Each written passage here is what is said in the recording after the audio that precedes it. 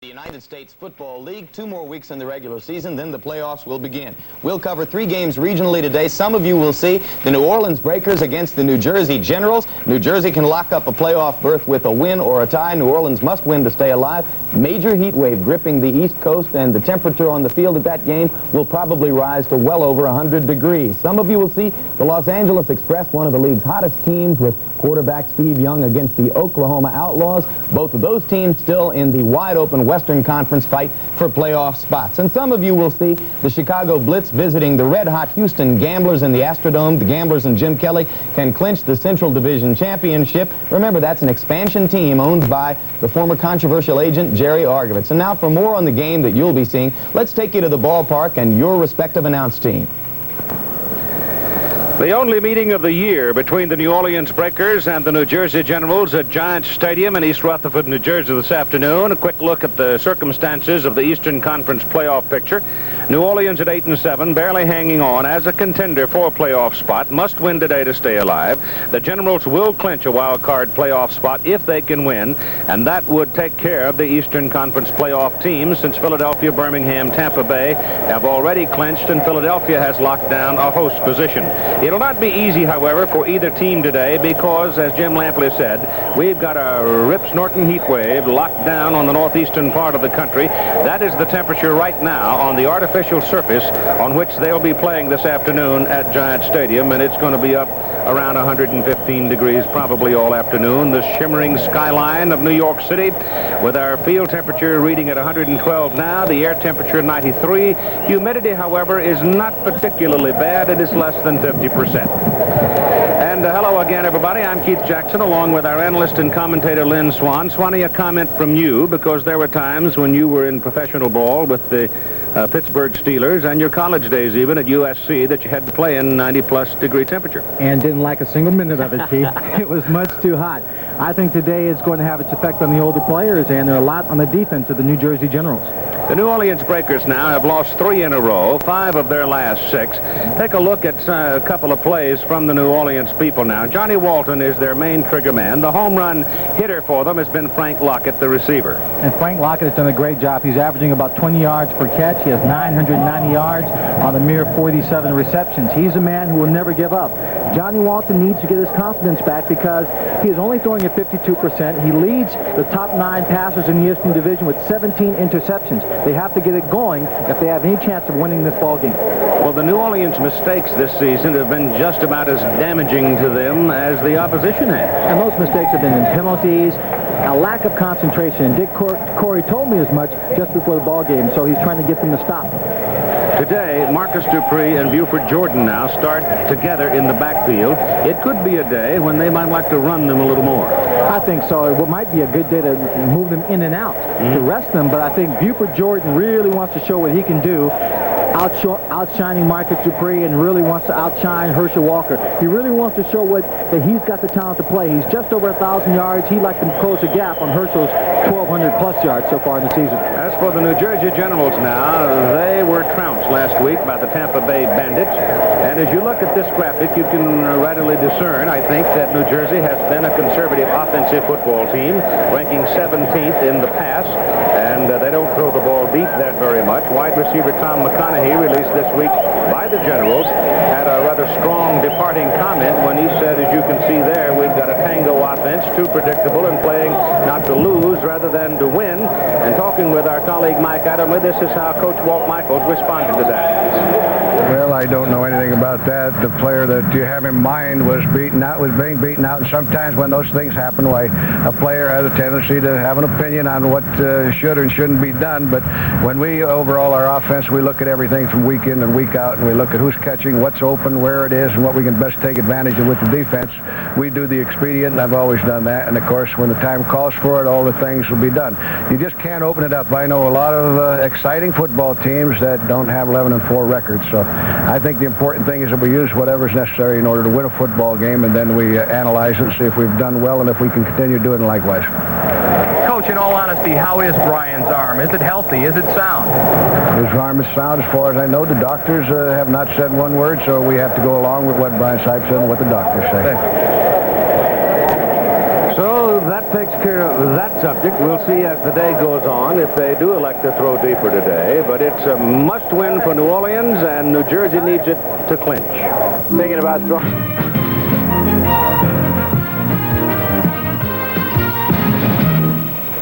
Jim Lampley again in New York. In addition to the 3 games we're covering, one other game will be played in the league today. Washington Federals at Birmingham to play the Stallions. Stallions need a win to stay ahead of Tampa Bay in the Southern Division. The kickoff of that game has been moved back 2 hours because of the heat. Last night, in the heat of Tampa Bay, the Bandits beat the Memphis Showboats 42-24. 9th win in the last 10 games for Tampa Bay as they stay hot heading into the playoffs.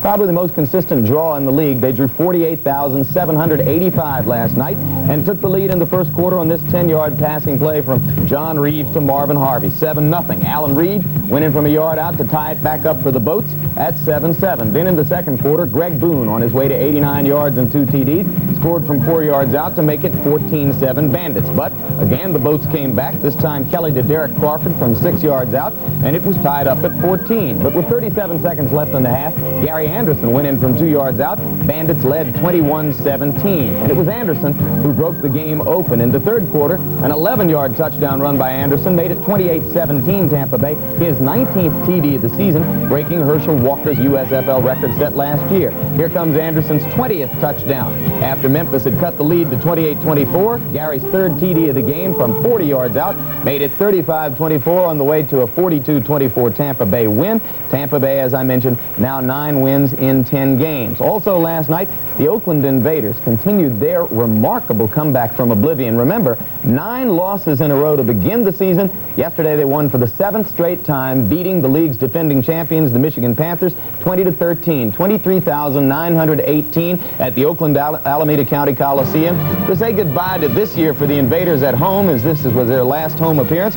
First quarter, 7-3 lead on this 12-yard play from Bassana to Brian Williams. And in the third quarter, Bassana scored on a 7-yard run to give Oakland a 13-6 lead. But the Panthers came back and tied it on a 78-yard pass from Whit Taylor to Derek Holloway. Remember that Taylor is in there replacing Bobby Hebert, who was hurt. This was the only real slip-up for the Oakland defense, which is the factor that has been winning for them, along with the improved running game. And here's a look at the running game. 4:50 remaining in the fourth quarter. Former Jet Tom Newton got the call, and 20 yards later, the Invaders had a 20-13 victory. Again, remarkable comeback for the Invaders. Now, here are the standings in the Central Division. Michigan, losing for the 8th time in 10 weeks, is still in the hunt for a playoff spot.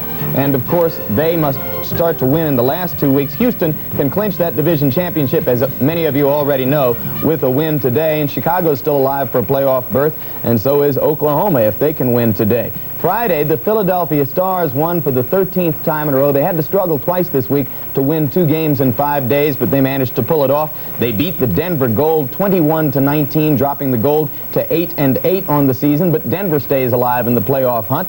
Also Friday, the Arizona Wranglers, trying to get back in playoff contention, beat the Jacksonville Bulls 45-14. Arizona moves to 8-8. In the Pacific Division, you'll see that there are 4 teams within 2 games of each other, all still alive in the playoff berth. Both Arizona and Oakland have games remaining with the Los Angeles Express. Denver's big advantage is that it beat the Express twice early in the season. So here's a look at the Western playoff fight. Only Houston has clinched a playoff berth in the Western Conference. There are 6 more teams fighting among themselves for the remaining 3 playoff berths. Tomorrow night's USFL game will match the San Antonio Gunslingers against the Pittsburgh Maulers. Not much to look at there in terms of playoff interest. Both teams have been eliminated, but the key story there may be the continuing difficulties of Heisman Trophy winner Mike Rozier in his rookie season with the Pittsburgh Maulers. And today at halftime, we'll have a conversation with Rozier in which Rozier will discuss public reaction to the season that he's had, his reaction to it, and the reasons he feels are behind the factors that have hampered him so much in a season that must be called a disappointment for Mike Rozier. French Open today, Yvonne Lendl finally fulfilled the promise which has haunted him so much in recent years. In his 6th Grand Slam event final, he finally won one, beating John McEnroe 3-6, 2-6, 6-4, 7-5, 7-5. The key factor there, Lendl, who has occasionally been accused of lack of heart, coming from behind to win the last 3 sets. Next week, we won't be covering the United States Football League, so that we may again bring you our exclusive live 18-hole coverage of the United States Open Golf Championship this year from the historic Winged Foot Country Club in Mamaroneck, New York. We're very proud at ABC Sports that this is the 19th consecutive year that we'll be covering the United States Open Golf Championship. So that's a full look at what's happening in sports inside and outside the USFL. After this upcoming commercial, we'll be taking you out to the football game. Sports presents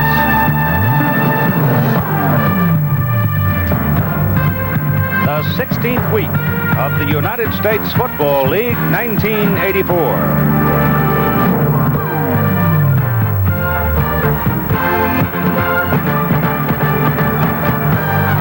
The New Orleans Breakers today and the New Jersey Generals at Giant Stadium in East Rutherford, New Jersey.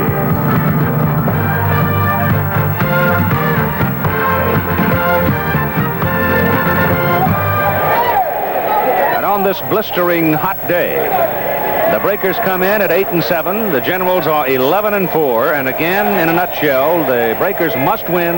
The Generals can clinch if they can win. And this game today brought to you by Michelob Light, an exceptional light beer with a rich, smooth taste. By Dodge, official cars and trucks of the USFL.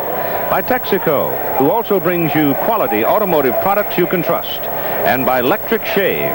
For a close, fast, comfortable shave, Electric Shave does for an electric razor what lather does for a blade.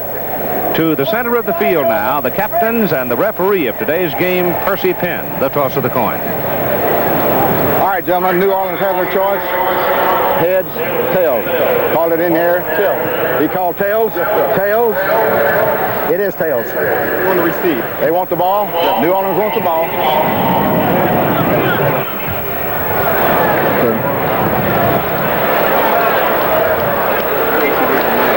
So the New Orleans Breakers will have the first possession in the ball game right now as Dick Corey settles things with Johnny Walton. Let's check in with Mike Adamle on the field. Well, Keith, as you might expect, the biggest concern on a day like this is dehydration. In fact, some of the bigger players like offensive and defensive linemen will lose anywhere from 10 to 15 pounds in water weight by the time this game is over. When an athlete perspires, he loses a lot of potassium, so these guys will drink about anything they can get their hands on. Quench, Gatorade, a lot of water. It's that hot down here. It'll maybe a battle for survival, too. Mike, you were a short-legged halfback. How about you? Get me a pair of shorts next time, will you, Keith? All right. It's tough, I'll tell you. Walt Michaels, he's watched his team over the last month and a half. They have not played very well, frankly, and they certainly did not play well last Sunday in Tampa Bay. They were just flat kicked sideways. They were kicked sideways. They lost the game in the trenches. Their defensive line was just literally blown away by a Tampa Bay offensive line. Plus, they showed up one of the big weaknesses of this team, an inability to come back from behind quickly. And a lot of that depends upon the arm of the quarterback, Brian Sight. Roger Ruzek will tee it up and kick it off, and going deep now for New Orleans will be Tony Good, who's come back off a rib injury, Bruce Miller, and Anthony Steele. They send three people back there, but Good is the man. They like to handle the ball. You would think that somebody from Louisiana wouldn't have a whole lot of trouble playing in this kind of heat because there's less than 50% humidity. But remember, the Breakers play their home games indoors, so they will be affected by it too.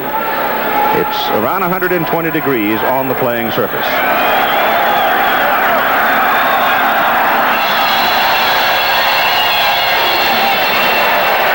No return. It hit in the end zone and took a good spin and died right there. So Johnny Walton will come out now at quarterback. He is venerable, to say the least, 36 years of age. And lining up behind him today for the first time in the same backfield will be Marcus Dupree and Buford Jordan. And I think as the day goes on, you'll see those two rotated at the I-back position with Charlie Smith and Frank Lockett, the wide receivers. Up front, it'll be Bullard, Raymond, McLaughlin, Horton, Smith, and Ross. And it's going to be interesting today as to whether or not those offensive linemen in this kind of a heat can retain concentration, because there's been a consistency in the number of mistakes that have been made in that group. So the first snap of the ball game by the New Orleans Breakers. Johnny Walton gives it to the man up front, that is Buford Jordan, and Buford has 1 yard. A 6-foot, 200-pound rookie out of McNeese State. So he and Marcus Dupree both grew up in that hot part of the South. Marcus over in Philadelphia, Mississippi, and Jordan down in Louisiana. The defensive front for the New Jersey Generals, Lockett, Woodland, and Byrne. And Walton on second down throws one quickly to Lockett up on the 35-yard line, and he's got a first down. So that time, Johnny set himself. Frank broke into the clear, splitting the defense, and Johnny really nailed him with a sharp pass. The linebacking corps for New Jersey, Harper, LeClaire, Joyce, and Leopold, and there's age on all of them except Joyce. Justin, Williams, Preston, and Johnson in the secondary, and Gary Barbaro has been reactivated, coming off knee surgery, and Gary is expected to play this afternoon, and they can probably use him at free safety, especially if New Orleans decides to go basically to a running game. They sent a third wide receiver into the game right now, Nolan Franz. And Gary Barbaro. And Barbaro's in there. This is Marcus Dupree on his first carry of the afternoon, and he's got almost 4 yards. They'll mark him at the 38 and give him 3, where Jim Byrne brings him down. More and more, Lynn Swan, I hear people saying, who have seen Dupree, say, can you imagine the potential? Penalty flag stops everything here as the whistle blows. I don't know what it was, because there's plenty of time left on the clock. Somebody probably didn't maintain discipline on the line. Offense, 64, second down. Well, it's an interior lineman again, and we have seen that consistently with the New Orleans Breakers. In the last few games we've seen, Jerry Raymond has been one of the men who has jumped offside consistently, and that's a look at today's officials. They come from all over the country. Percy Penn from Dallas, Texas. And assistant high school principal in the school system there. Dupree is out now. They go to 3-4 wide receivers, actually, if you consider the fact that Jordan works there as well, as they work out of the shotgun, and Johnny Walton's pass is complete. And the pass to Charlie Smith up here for what appears to be 3-4 yards short of where they're going to mark it. They'll mark him 2.5 yards short of the first down. It'll be third down and about 2.5. Well, Charlie Smith is what you call a bread and butter receiver. He's been around the league for a long time. He just plays a smart game. They're going against the zone. He gets to his area just outside John Preston. While Preston's looking inside, the ball is thrown. Charlie makes the catch, so he brings up a 3rd and 2. Breakers have been converting on third down about 45% of the time this year. Again, the one-back set, but Walton is under quarterback now on third down and 2.5. And goes to Jordan. Buford trying to get outside and gets it. Just barely got past the marker. Gregory Johnson had an angle on him. He started inside and couldn't get there, and then he got a good block on the outside corner and went on around to get the first down for the Breakers. I didn't get a chance to see exactly who that was, Keith, that made what I thought was a key block in that play. Bob Leopold, number 53, the right outside linebacker, was coming in. Looked like he was going to throw him for a loss, and he was just hit below the waist, around the knees, brought him down. I think it was Dan Ross who had gone in motion that way. I think it was Dan that did it. This time Ross is lined up wide on the right side, or toward the bottom of the picture there, you can see him. It's first down at the 46 for the New Orleans Breakers, and Walton stays in the air. Swings it out to Marcus Dupree. He's got some help downfield. And Dupree's got a first down as he butts heads with number 23, Kerry Justin, at the New Jersey 42. And Justin, at 180 pounds, I don't think wants to take this horse on too many times head up, because Dupree carries 240. Oh, not too many times. Walton going to the air quickly, little short passes. Again, something he can do to help his confidence. Dupree gets to the outside. He has number 53, Mike McLaughlin, in the center, and number 64, Greg Horton, out in front of him blocking before he runs into Kerry Justin. So the Breakers now have moved for 3 successive first downs, and they're sitting inside the 42 of New Jersey.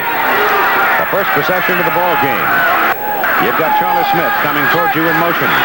And it's Buford Jordan caught behind the line of scrimmage, but shakes the tackle and fights his way to the 38.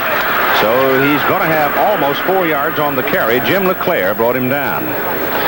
Well, LeClaire comes in, makes the initial attack. He reads his play very well. You see him starting to edge forward. He gets past the line. He's in the position to make a grab, but he just can't hold on to him. So then Buford Jordan gets away. Then number 27, Gregory Johnson, comes in from his free safety position to make the final stop. Well, they're pulling the New Jersey secondary people in tighter and tighter and tighter with this kind of an offense.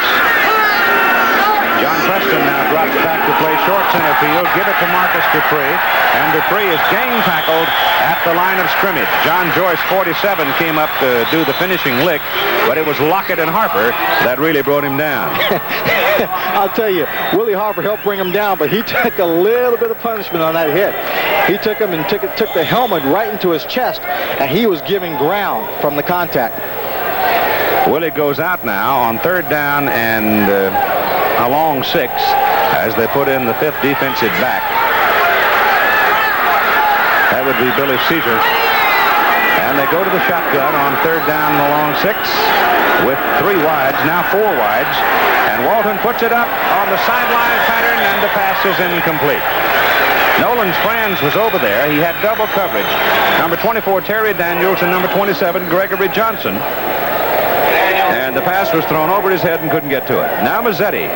No, it won't be Mazzetti. It'll be Casarino. It's a very hot day. Sometimes you get a little better lift and ride out of a ball on a very hot day like this. But he would be way back there in the 50-odd yard range. So Casarino will come in to punt. And Dario Casarino averaging just under 40 yards per punt with Mike Williams deep for New Jersey. They get some pressure on him. Penalty flags are down. They have decked Casarino. They did not get a piece of the ball. They have knocked Casarino down, and that will give the New Orleans Breakers a first down. It was number 23, Kerry Justin, that came in that they're going to call for it, Keith. But he just barely touched him, if he touched him at all. And Casarino went into his freshman drama performance and hitting the turf. The official was right there on top of it, pulled the flag out. Now, folks, you just heard a comment that's absurd. For a wide receiver to be chastising a punter for acting.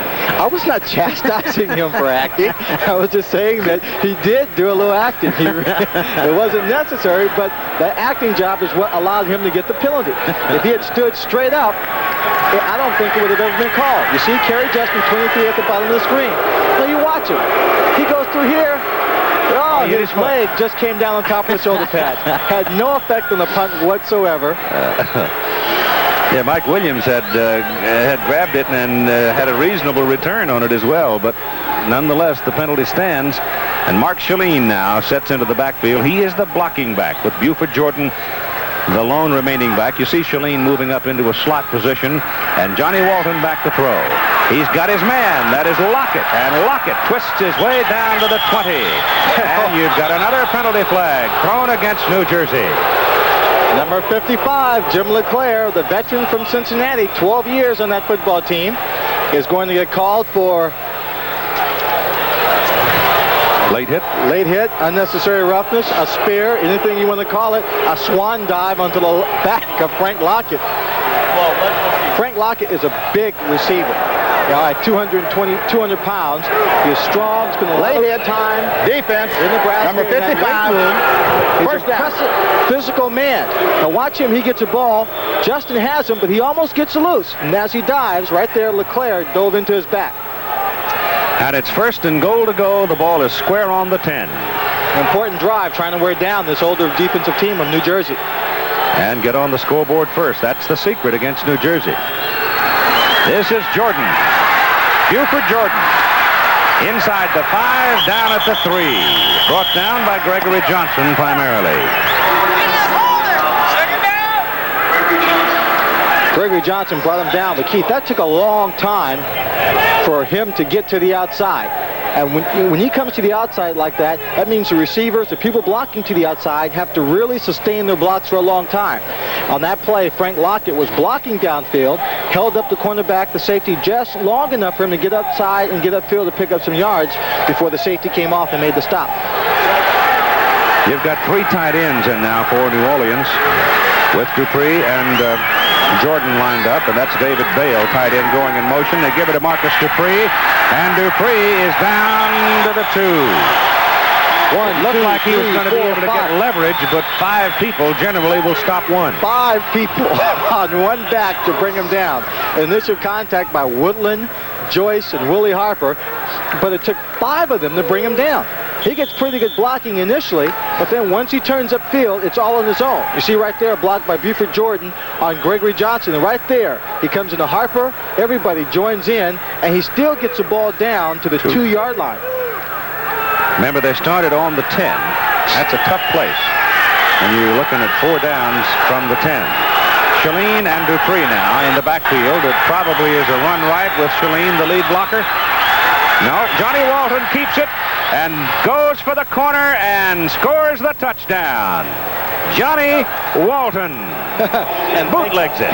And thank you, Dan Ross, just in case. I don't think he really needed that block of Dan Ross on Willie Harper, but it was taking Walton just a little bit of time to run that bootleg.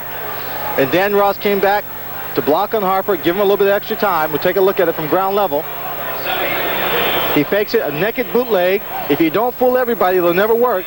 And right here, Harper's coming over, and Ross just edges him as Walton makes it to the corner of the end zone. Tim Mazzetti, who has never missed an extra point in the 2 seasons, 1+ seasons of the USFL, converts it. So at 8 minutes and 30 seconds to go in the first quarter, the New Orleans Breakers take the opening kickoff and stick it in the end zone. Feed for the New Orleans Breakers.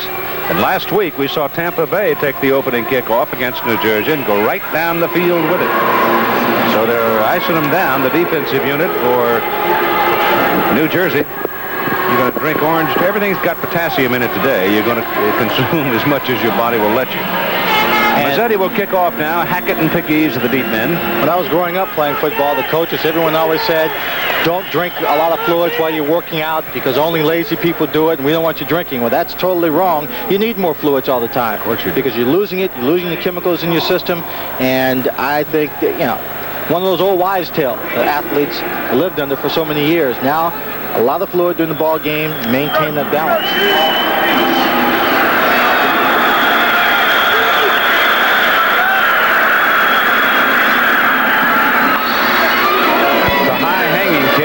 At the goal line, and he's cut down by number 80, Frank Lockett, who took his feet from under him at the 15, falls ahead to the 17. And New Jersey comes out for its first defensive possession.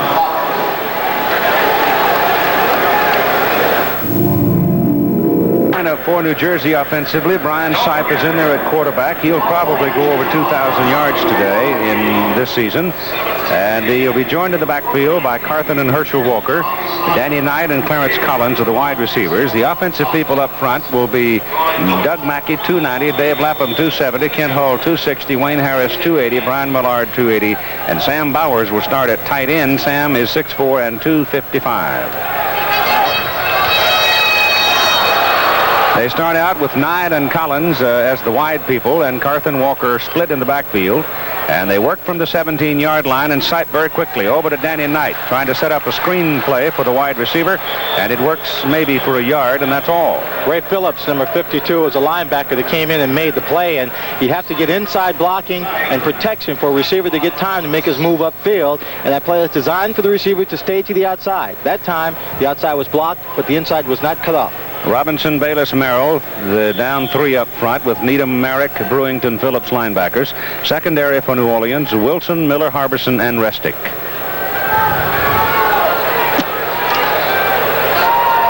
Second down 9. The ball is on the 18. Whistle, stop him. Sam Bowers, number 89, the tight end. Started too soon. Let's check in with Mike Adamle as he talks to Johnny Walton.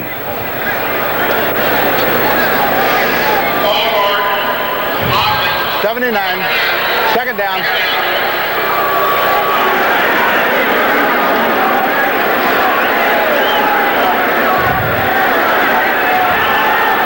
Maneuver, man, with a couple of tender wheels. Well, you know, I guess they had on program that I wouldn't do a thing such as that. We had seen a couple other teams do it on them.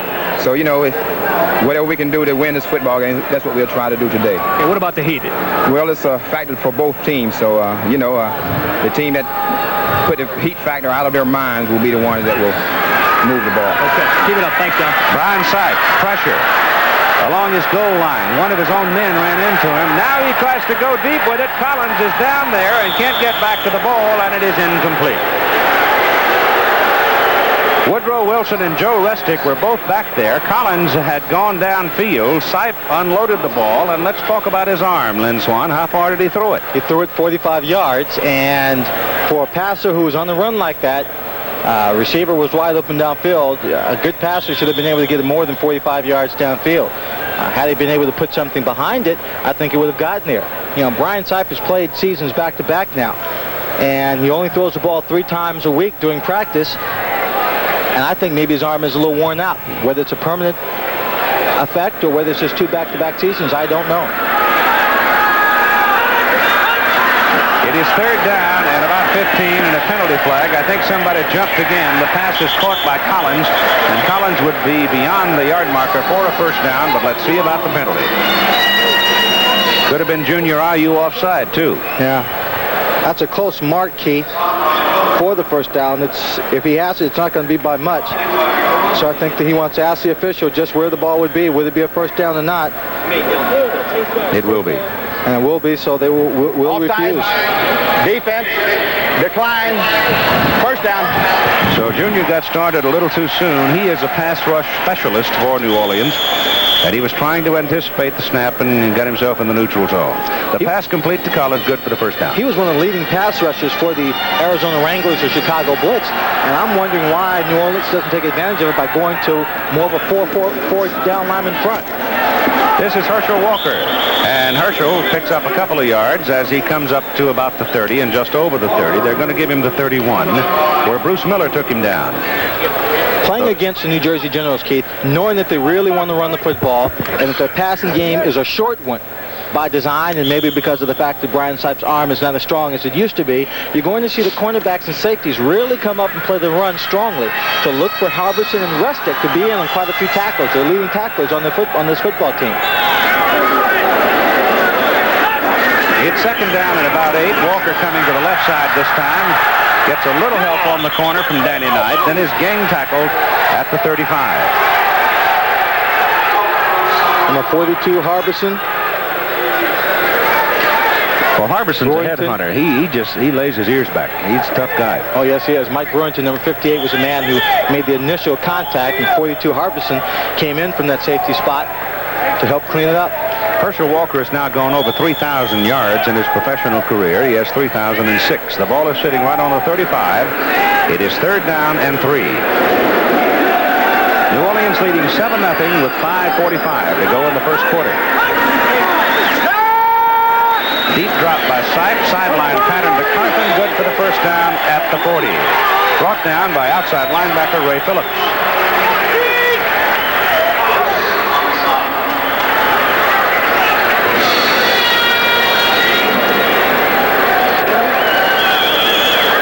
Carthen having his best year.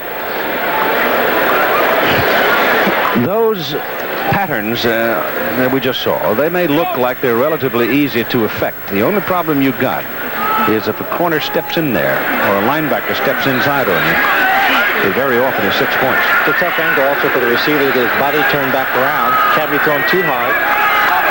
Walker goes in motion. They give the ball off to Carthen. He runs it right down the middle of the highway, and he picks up 9 yards. Joe Restick finally brought him down. Well, that's the way Carthen likes to run the ball, hard, straight ahead, not too many moves to pick up the yards. Take a look at the blocking he gets here on the right side of the offensive line. The left side just firing out. Number 92, Mike Robinson, has a shot, but Carthen just gets right by him, and he's into the secondary, taking on number 36, Joe Restick. Ball is at the 49. They need a yard, about a yard and a half.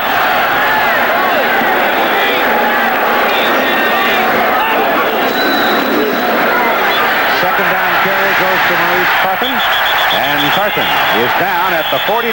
Ball comes loose, but he was called down. I saw Larry Lacewell down at the coaches convention in Dallas, and I asked him, all these guys showing up from Arkansas State, how was it you didn't wind up in some bowl?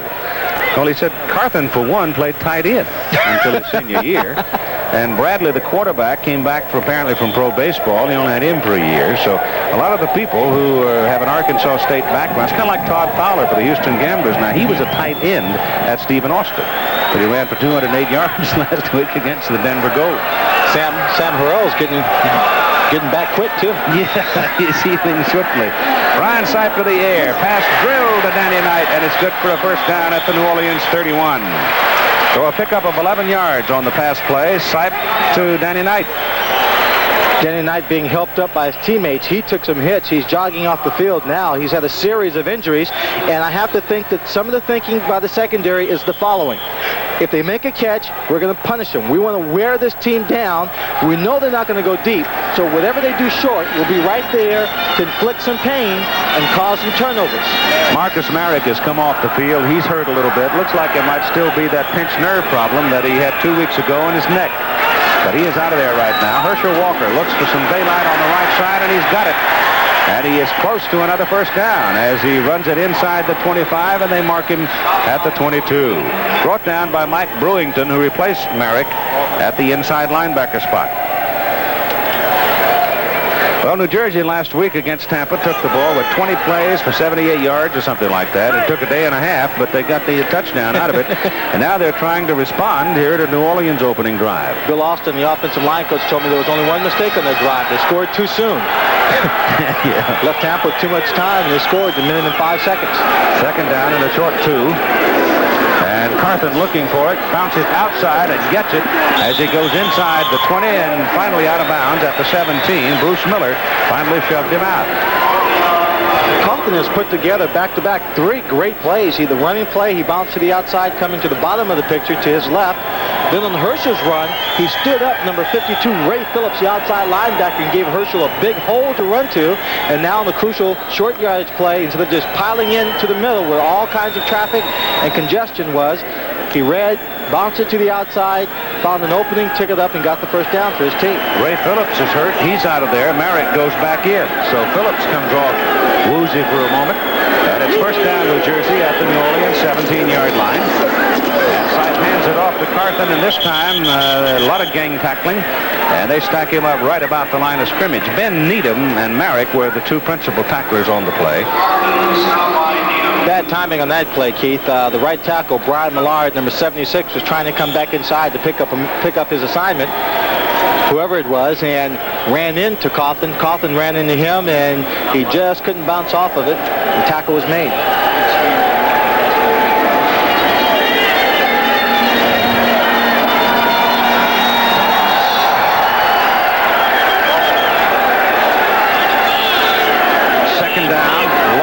Play of close to a yard, so it's a little more than 10, and Sipe goes down the middle with it, and the pass is caught by Sam Bowers, and Sam dives into the end zone. They have called it a touchdown.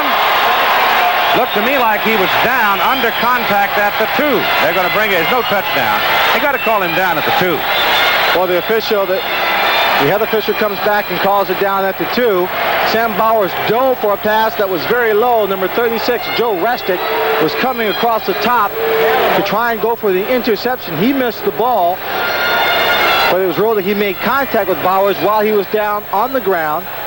Bowers figuring he was sitting on him, wasn't he? No contact, just jumped up very quickly. Heads-up play by Sam Bowers. He fooled one official who was going to call for the touchdown. See the play right there? Oh, there's contact. There's contact right there. Ball is on the 2.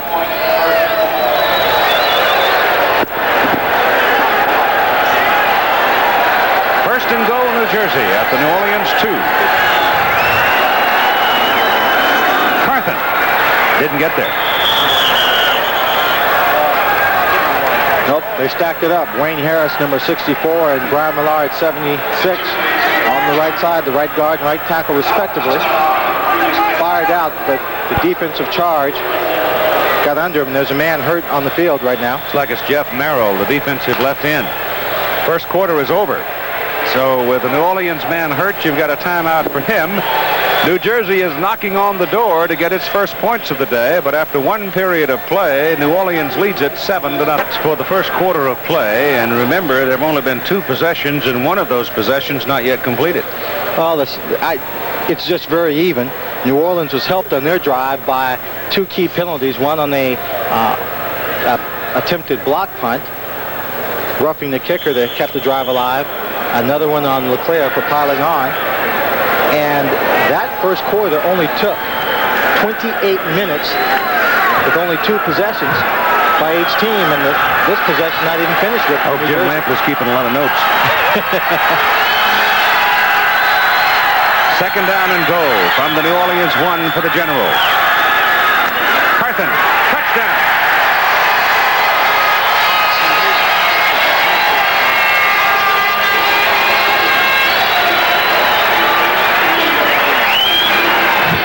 For Carthen, that's his 10th running touchdown.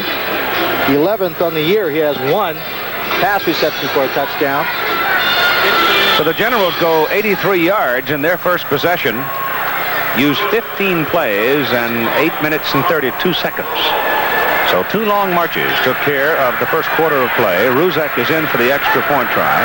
Bob Grupp is the holder. The kick is up, and it's good.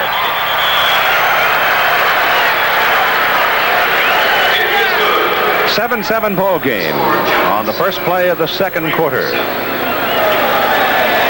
So if they continue to possess the ball for long periods of time, it may be a matter of who has it last. Lampley in New York. Down in the Astrodome, Jim Kelly has broken the American Pro Football record for touchdown passes in a season. This was number 37 to Richard Johnson, a 10-yard touchdown pass. It was the second TD of the game for Houston and gave them a 14-0 lead. For Johnson, his 99th catch. He's only 2 off Charlie Hennigan's record in that category. Back to Keith Jackson in the Meadowlands. Well, what a season that Kelly has had, huh? And what about Johnson? He came into the game with 97 catches here. Here's another look at the touchdown. Nothing very fancy about it. Herschel, number 34, gets in there for a good block, making contact at the line of scrimmage. Keeping the hole just clear enough for Herschel, for Kaufman to go through as we look at number 31, Tony Good, for New Orleans, back on the kickoff return team. Ruzek will kick it away. 7-7 ball game with 14:58 to go in the first half. That's a very high-hanging kick. I don't think Tony will bring it back. He won't. He's beyond the restraining line, so it'll be New Orleans ball first down at the 20. So let's see if we have a little change in tactics now by the Breakers as they get their second possession of the game. Returning a punt 77 yards has given the Los Angeles Express a 7-0 lead over the Oklahoma Outlaws. Gunn, one of 20 members of the LA Express squad drafted in the NFL supplementary draft, and that brought a civil antitrust lawsuit against the NFL by the Philadelphia Stars this past week. It's first down and 10 for New Orleans from the 20. A 7-7 ball game, and the handoff goes to Marcus Dupree. And he slips on the cutback. Oh, if he hadn't slipped, I don't know. He might have been able to run right over the top of Terry Daniels and keep on wailing because he had full momentum. And if he ran over the top of Terry Daniels, he may not have gotten up again. Hurry up offense by New Orleans.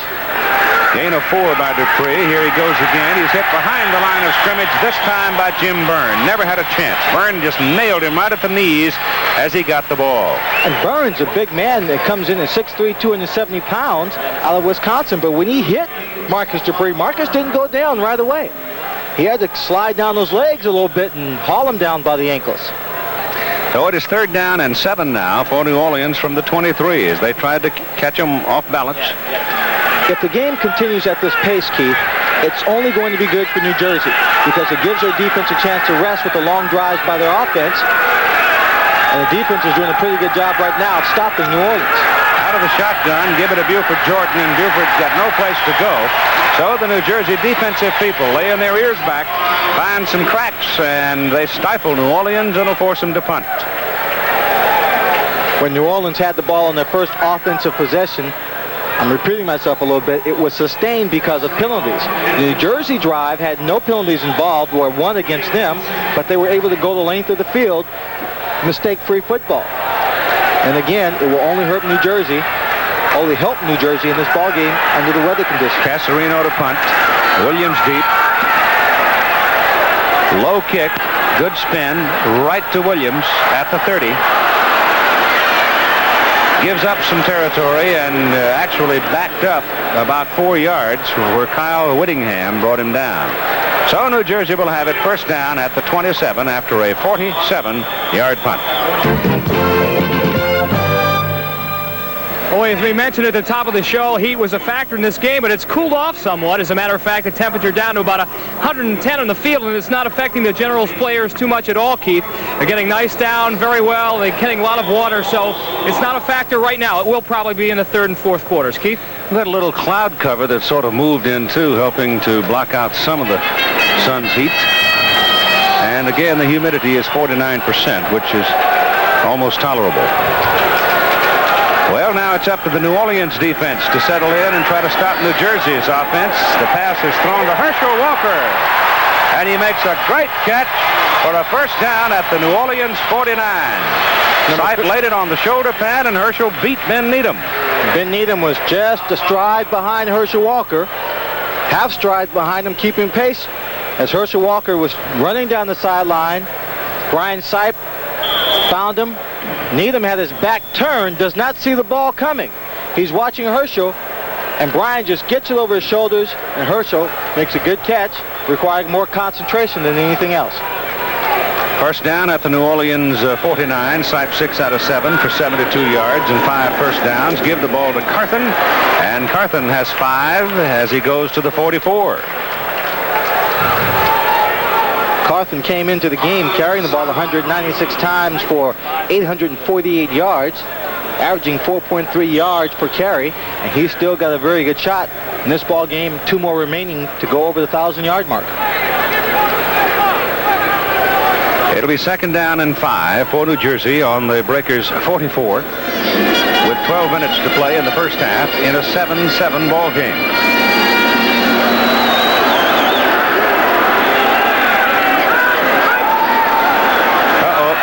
You got an offside call coming up against New Orleans as Herschel gets past the marker and goes for the first down.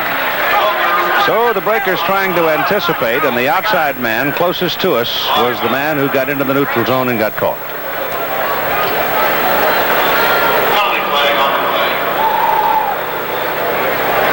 Offside, defense, refuse. First down. Make the play, get the first down.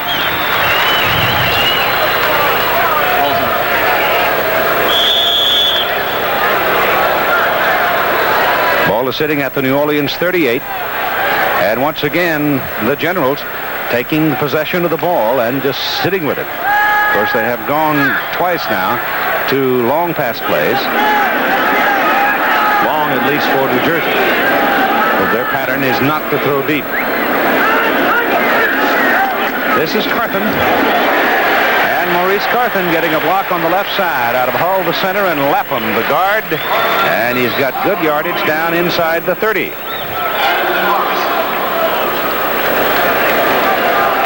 The blitz getting on the scoreboard against the Gamblers, now 14-3 in that ball game. And Los Angeles with a 45-yarder from Zendejas to a 10-0 lead over Oklahoma. Rick Johnson, who quarterbacked at Southern Illinois last year in senior year, came on as a walk-on as a free agent tryout at the Oklahoma camp, made the team. Second down, 2 for New Jersey. And Sipe looking at Bowers, overthrows him. Sam Bowers, the tight end, had position and certainly size on Bruce Miller, the right corner. Miller stands 5'9", 165. Bowers 6'4", 255. Oh, he was running a little corner route, but he had number 40, Bruce Miller, coming up quickly underneath. The ball had to be thrown well enough to the outside, deep enough to get over him. It was, but just a little bit too far for Big Sam. Take that size matchup any day of the week, though, wouldn't you? Oh, sure. I'd take that matchup, give him a chance to go up for it against the little guy. Now third down and 2.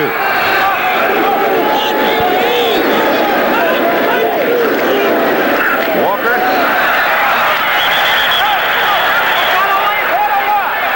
They call him down. Don't know if he's got a first down or not. It was Ray Phillips who came in and that time ball away. Yeah, that time Herschel really didn't read the blocking he had in front of him. Got some great block. Now, that's Marcus Merrick right there. And watch the contact between he and Maurice Carthen right there, the block. He just gets a little leverage and takes on Carthen. But see, the whole outside was wide open for Herschel to bounce off that block and then keep going, and he didn't do it. Ray Phillips is hurt on the play. Change in for the measurement. You see, it is a first down for New Jersey. And you've got a timeout right now for the injured New Orleans player.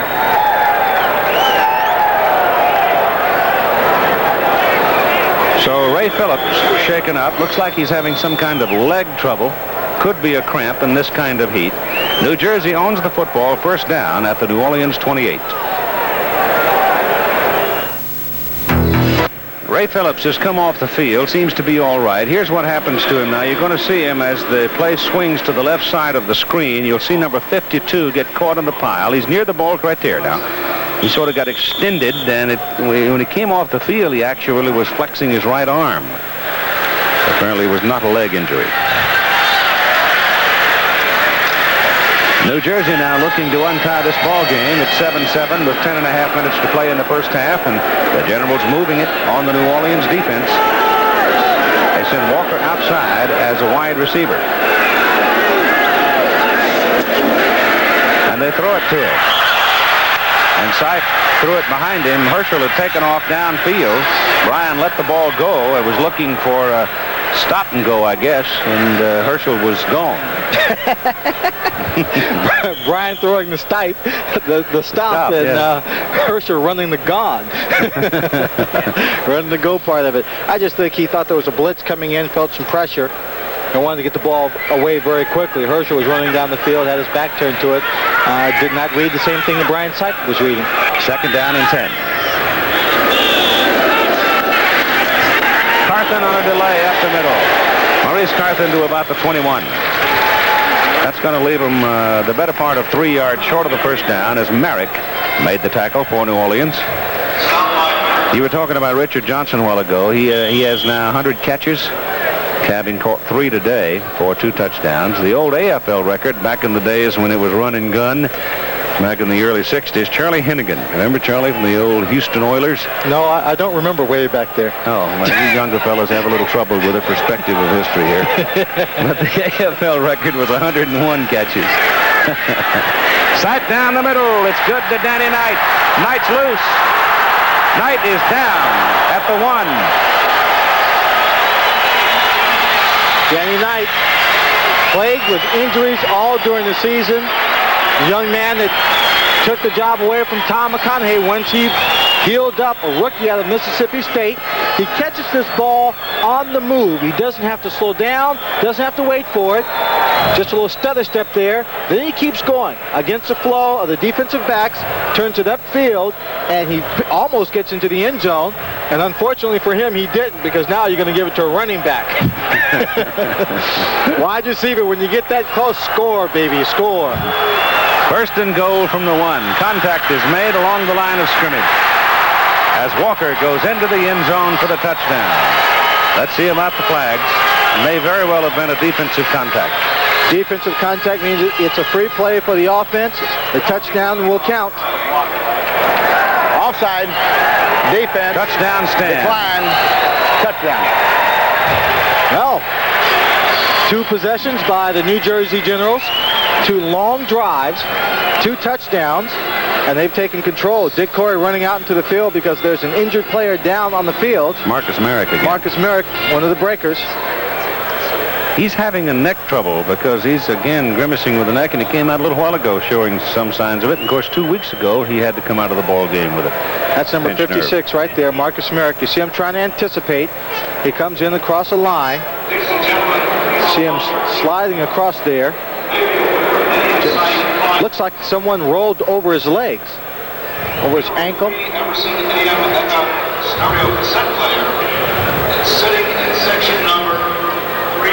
Yeah, they're working on a leg now, aren't they? Yeah. Marcus is hurting on both ends now, isn't he? Top and bottom. Let's take a look at it again. He's just trying to fight his way off all the people in front, and he just trips over. Looks like it might have been number 76, Brian Millard, that he tripped over. I'm not sure. 8 minutes and 55 seconds to go in the first half. New Jersey has broken the tie to go out to a 13-7 lead inside linebacker. Ruzek will be coming on as soon as time is back in for the extra point try. He's 44 out of 45 this year.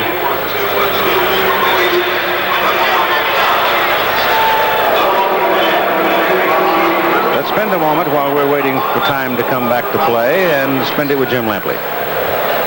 And Keith, just to underline what you've already passed along to the viewers, here is a look at Richard Johnson's 100th catch of the season and touchdown pass number 38 for Jim Kelly, a 30-yarder in the Astrodome, which has given the Gamblers a 21-3 second quarter lead over the Blitz. The remarkable season goes on for that pair, and let's go back to KJ. You know what? It would... I don't know. It may... everything would say that it won't happen. I mean, and as Marcus is walking off the field now. Talk about tough dudes. There's a tough dude. But it would be a sight to see Tampa Bay Bandits hitting on all cylinders and the Houston Gamblers hanging on. It might take a week to play the game. It'll take a week to play it. But it'd be fun. And a couple of certified CPAs Roger Ruzek lofts the extra point through there. And at 8:55 to go, the New Jersey Generals lead in the ball game by a score of 14-7. Yes, so apparently he's going to try to play some more as New Jersey will kick off leading 14-7. Again, to capitalize the import of this game, if the New Jersey Generals win the ball game, they lock a playoff spot. They will not, however, be a host team. They'll be a wild card. New Orleans, if they should win it, will stay in the hunt. But in order for New Orleans to make the playoffs, New Jersey would have to lose all remaining games. They play Denver at home next week and then finish the season at Philadelphia. Ruzek hits a knuckleball that is fumbled and finally picked up by somebody. It's Anthony Steele who finally got a handle on it after Tony Good failed to handle it. So the thing came skittering and floating downfield. Very difficult kind of a kick to get a grip on, and obviously they didn't do a very good job of it. Pacific and 9 Central Time out of Fort Worth, we'll have a look at the United States Olympic boxing trials.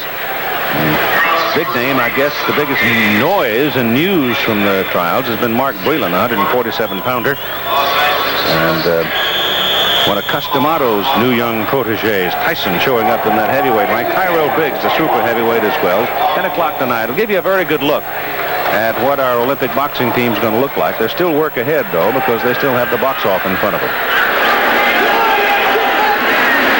Walton gives the ball to Marcus Dupree, and Dupree comes up to about the 15 where a penalty flag is thrown. And you could have any one of things here. You could have a clip, you could have a face mask, or you could have holding, and that's the latter, holding. So New Orleans makes a big mistake trying to get out of their own end of the field. Marcus Merrick now. Let's check his condition with Mike Adamle. Marcus, it always seems like we're talking to you about hard knocks. A couple weeks ago, the pinched nerve in the neck, and today, what, a hyperextended knee? There's a little bit. Yeah, I got hit in the front of the knee, hyperextended back a little bit. I'll be all right. Yeah, ice is all, no tear or anything like that, though. No, I don't think there's any tear. There's no pop or nothing, just hyperextended back, so that'll be all right. Has it cooled off somewhat down here in the field? It's starting to get a little breezy. The beginning was kind of hot. It's starting to cool off a little bit. Okay, hang in there, kiddo. Hi, Coach. That's wrong. Keith? Chiseled of stone he is, that lad. First down.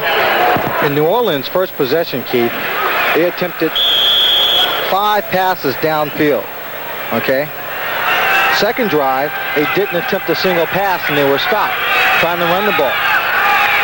That first down, 15 yards to go.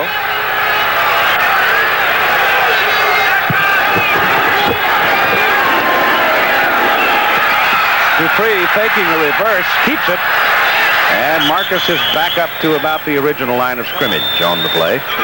So it comes back to the 14 from the 8, picked up 6 yards. John Joyce brought him down.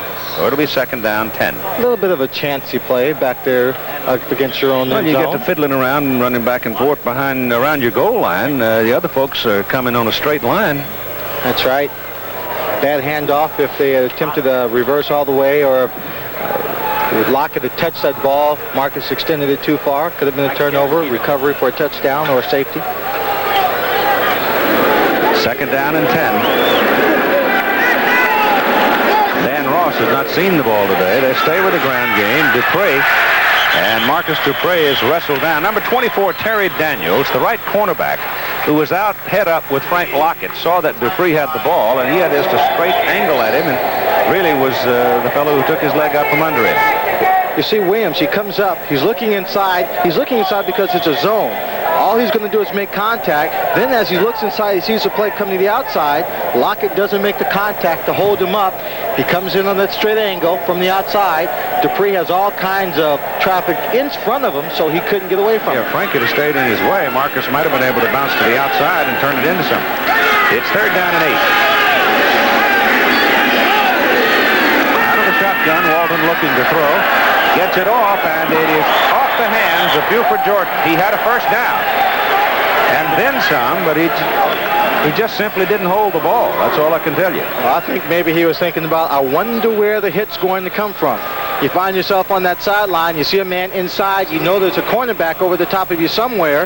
That ball takes a little time to come out there. Walton had good speed on that ball, good power. He got there in time, but I think maybe he was wondering where that safety or where that outside cornerback was who was going to make the hit. Casarino hits a howitzer this time. Beautiful punt all the way back to the 30. Mike Williams now from the 29 is going to take the lick and go out of bounds. I don't know why he didn't just go on out of bounds. That was awfully silly. Wasn't it? Why didn't he just step out of bounds? The man's a masochist. Why in the world? I mean, he had all the time because it was such a long kick. He had time to make a decision which way he wanted to run. He didn't get much help in terms of blocking. You see him, he just hesitates. He knows he doesn't have much help. Running towards the sideline. Right there, he should go right out of bounds, and he just lowers his shoulder and takes a hit. I mean, the man must not have watched Franco Harris at all. Sorry, Franco, I didn't mean it. Franco's a friend, but he's a smart football player. He gets out of bounds when he has no place to go. You see Jordan, Dupree, Walton sitting on the sideline, or Dupree, Jordan, and Walton in that order. New Jersey from the 34, first down, leading 14-7. Sight rolls out, looking to throw. He's got Knight down here. Throws to Jeff Speck, and Speck takes a hit from Joe Restick, but he's got a first down. Jeff Speck, the man that came in, put the pressure on Sam Bowers when Sam Bowers was injured. Got a starting job. Now he and Sam Bowers are switching quite a bit. You see Speck fighting off the contact at the line of scrimmage, and this is what you call an opportunity for the old broken rib shot. As he jumps up in the air, his ribs are exposed right there for Restick, 36. Restick just gets a shoulder in about waist high. 49, first down, New Jersey. Walker behind the line of scrimmage, wrestled down by Gerald Bayless, a rookie out of southern Mississippi. Herschel had no place to go, and Gerald had him in his arms, and you could see Walker had given up. He knew he couldn't go anywhere, but Bayless decided he wanted to try and wrestle him down. Bayless is in there. Jeff Gaylord, who had started at nose tackle last year and again most of this year for New Orleans on the injured list. And Darrell Wilkinson had to move inside to back up Bayless. So they miss Gaylord in the middle. There's no question about it. It'll be second down and 14. Pass thrown down the middle is almost intercepted. Almost picked off by James Reed. Reed, an inside linebacker, got his hands on it but couldn't come away with it. He had a real good shot to pick this one off. Pretty good pass rush. Offensive line in New Jersey holding everybody in front of him, in front of Brian Sipe. He throws it anticipating the receiver curling around the linebacker, but he couldn't. Clarence Collins just couldn't get around Reed. Collins to the top now, and Danny Knight comes down to the bottom on third down and close to 14. Sipe getting some pressure from Bayless. Bayless has got him. Gerald Bayless, who had looped to the outside, missed him the first time, but got a little hound dog in him and stayed on the hunt and got him. Brian Sipe tried to step up in that pocket and get away from it, but he just couldn't do it. You see number 60, Bayless. It's a little U game there, a double game. He runs to the outside and says, "Doggone it, I missed you, Brian." Brian starts to run, but he's got those knee braces on his knee. He can't get away.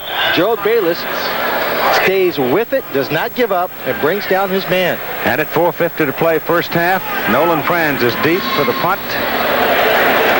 And Tony Good is back there with him, and Good calls for a fair catch for New Orleans, and it'll be Breakers ball first down at their 16-yard line. 40-yard punt by Grubb. Tom Donaldson reports on President Reagan's European meetings and how he feels about the possible new arms negotiations with the Soviets, having been involved with the leadership of Europe in some heavy economic discussions over the past week. Told them all he thought the interest rates were going to be down significantly in the fall. A lot of economists would appreciate that. I hope he's right. So do I. 14-7 ball game. New Orleans getting it back and will go to work from their 16. Lockett is not gone deep yet today. He's checking off. Change the play. Walton back to throw it. Loops it outside. Pass is caught by Dan Ross. The first time today the tight end has seen the ball. Dan just sort of drifting outside with a wide man going downfield to clear him out a little bit, and he gets it up to the 21. He's the leading receiver on his team, but after he makes his catch, you can just see the mental process. He makes an assessment when he looks at Willie Harper, number 56, and he's deciding, should I go out of bounds or should I take him on? And he takes him on. Figuring he outweighs him, he's a little bit stronger, he could push him downfield for a couple of extra yards. We got 5 on the play, 2nd down and 5.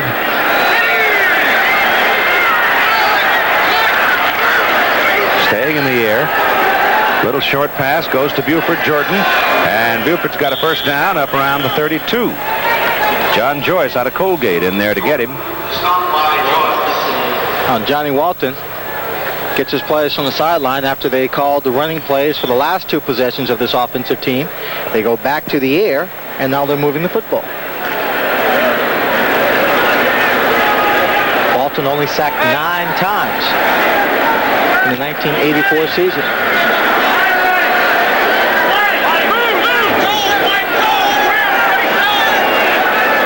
Lockett's out of there now, and Nolan Franz has replaced him. Walton's pass good to Franz, up on the 45, and a first down for New Orleans. Well, that's a homework pass, Keith. That's a nice little homework pass. You watch the corners, you see how far back they play off, you watch what their drop is. Daniels looking inside, zone coverage all the way. Franz just runs down, backs him up, turns in. No real moves involved. Just taking what the defense gives you, and that's good for a first down. Defense has to change up every once in a while not to give people those easy 10-yard catches. Walton airing it out. Charlie Smith overthrows it. That might be for impact only there. I think so, because he was very well covered by number 25, or excuse me, number 23, Kerry Justin. And Justin was about 2 yards downfield, or a yard and a half in front of Charlie Smith. Walton just wound it up and sprung it loose on him. Threw it out of bounds. I didn't think Charlie had a chance at all. May have just been trying to plant a thought. Yeah, but I think he really wanted to do that in 3rd or 2nd and short to the 1st and 10. Now they're looking at 2nd and 10. Obvious pass. Little dump to Marcus Dupree, but Dupree is caught by number 53. That's Bob Leopold, outside linebacker, who had come back inside to cover the back drifting through there.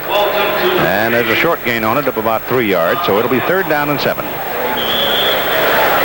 Now, a fellow's coming onto the field for the first time today, Marion Brown, and very often Brown winds up has wound up in some big 3rd down plays this season for the Breakers. So let's see whether or not he gets a call here. Dupree comes out as they send in the extra wide receiver. Now, this is the kind of a ball game that Johnny Walton likes too, where he's got 4 people, actually 5 out of the shotgun to throw to. New Jersey jumped off sides. Inside lineman did it as Dan Ross makes the catch, shakes Leopold off, and goes on down the field. Big gain all the way down to the 26-yard line. They will refuse the encroachment call against New Jersey and take the play. Well, again, it's when the defense jumps off sides like that, it's a free play for the offense. They know if the play doesn't work. Offside, defense, decline, first down. They bring the ball back. They take the first out, the 5-yard penalty, and try over again. That time he had Dan Ross downfield open, and Bob Leopold trying to make the tackle out of Notre Dame just went over the top of him. Dan Ross shook him off a little bit. We've hit 2 minutes, actually 1:05.6 to play in the first half. New Orleans now moving downfield on a threat, but New Jersey still leads it 14-7. 14-7. But New Orleans now just outside the 25, knocking on the door as a result of this play. Johnny Walton to Dan Ross. That was number 9 for 12 for Walton for 109 yards. A big play here by Ross as he breaks a tackle. He's hit 6 different receivers so far in the first half of this ball game. They've got 1:56 left in the first half of play.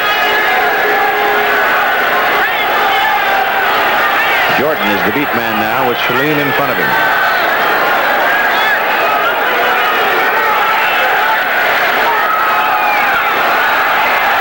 Well, they gave the ball to him, and the entire New Jersey defense knew it was coming, I guess, because Jim Byrne was right there to knock him down. And that is not a pleasant moment for the lady on the left, Buford's mom, and his wife on the right. They have made the trip up to see the ball game. I wonder if they just saw their son and husband get tackled for a loss. I think they're waving to all their friends and family back at home. Ball comes back to the 27, a loss of about 2 yards. Mercedes warming up on the sidelines in case they're not able to move on down the field at 1:15 to go. Johnny Walton stands up, quick pop, Lockett inside the 10, down to about the 6. And you'll never know how close Lockett was to taking it in, because Frank, so quick and so strong for his size, almost splits him and goes in. Well, Marcus Dupree said the one thing that was most impressive when he first came down to the New Orleans Breakers camp was the size of Frank Lockett's arms. Spends a lot of time in that weight room pumping iron. He's a big kid, likes to make contact, found his confidence in this league, came on to play extremely well. New Orleans has called a timeout, stopping the clock with 1 minute and 12 seconds to play in the first half. They have 2 remaining, and the football is sitting right on the hash mark, 6 yards away from the end zone.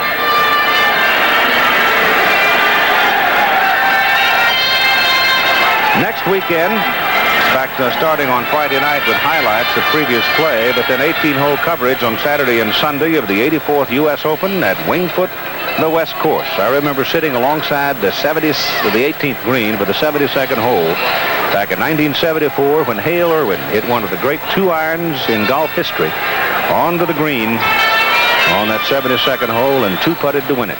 You know, playing major golf tournaments this time of year sometimes is a battle against the weather. Last year at Oakmont in the U.S. Open, the thunderstorms are coming down, and they were trying to play the game, under very adverse conditions with rain and lightning all around them. This year, if the weather is in the upper 90s, you're going to see some slow walking around those golf courses. It'll get those greens hard. Now, the course was not in real fighting trim because, believe me, Wingfoot West is a great golf course. But Jack and Nicholas went out there and practiced around the other day, shot 64. Ooh. But I'll guarantee you that there won't be many 64s when they ring the bell next Thursday, because they'll let those greens get harder and harder and slicker and slicker. How much tougher do they make that course for a tournament like this as opposed to the regular members that play? Oh, about 6 shots at least, maybe 10. Walton pitches to Buford Jordan. He has a convoy trying to get around the corner, and he can't do it. Number 78, Frankie Smith, was out in front of him. But Frankie, even though he is 290 pounds, was just not big enough to beat down the 5 red shirts that were over there waiting for him. You see Kerry Justin, Gregory Johnson to come over. Number 96, Lockett comes in. Swing pass this time to Jordan. Jordan dives for the corner, and they marked him out of bounds on the 4, and that'll bring Mazzetti into the ball. That'll be third down. Let me see. The clock shows. Well, I haven't got time. 45 seconds.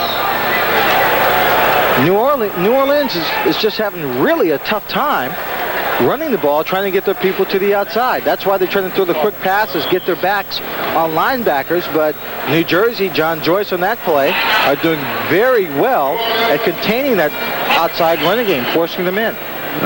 New Orleans with one more timeout now, and they're trying to come up with a play here to get it in the end zone and affect the tie at halftime. One of the plays that you don't see very often against New Jersey, and I would presume it is the wisdom of those veterans they have at linebacker, but you don't see an awful lot of slant plays, short slants over the middle against New Jersey. Very few. No, because they're taking their little drops, short drops back about 10 yards, or I guess that's about an average drop for a linebacker, 10 yards. They're looking for the people coming across the middle, and they do a very good job of reading, anticipating via their homework for the teams that they play against. So by formation, they know what teams like to do. They see those receivers, they'll come in. You saw early in the ball game, Jim LeClaire getting a penalty, diving on top of the back of Frank Lockett while he was going down. They look for the opportunities to inflict some punishment on those receivers to have them leery about coming across the middle. Right now, they picked their play. They have sent Mark Shalene onto the field. Now, he primarily is as a blocker. It is third down and goal to go from the 4. So they've got to come in. Brown is out. Charlie Smith comes out. Franz goes in. David Bale, a tight end, has gone out there. Lockett's still in the ball game. Jordan is still in there. Dupree is not in there. He's over here on the bench, and I'm not so sure, but he doesn't have some ice on a leg. I'd give it to Shalene. Let him pop it right through. They might do that. No, Walton wants to throw it. I'll tell you one thing. Frank Lockett was held, and the defender got away with it. He had Frank Lockett absolutely tied up. Kerry Justin had an arm lock on him, and he got away with it. Looked like Kerry Justin, number 56, Willie Harper, teamed up on Frank Lockett. He was trying to come through on the quick slant pattern. Walton had to wait, trying to let Frank Lockett clear behind Willie Harper, and Kerry Justin is being helped. I think that's Kerry Justin out there. Justin. He's limping. Ankle. So Mazzetti is in. There's Justin. He's going to hobble off the field. He got twisted around in that mix-up with Lockett. But they really had Lockett locked.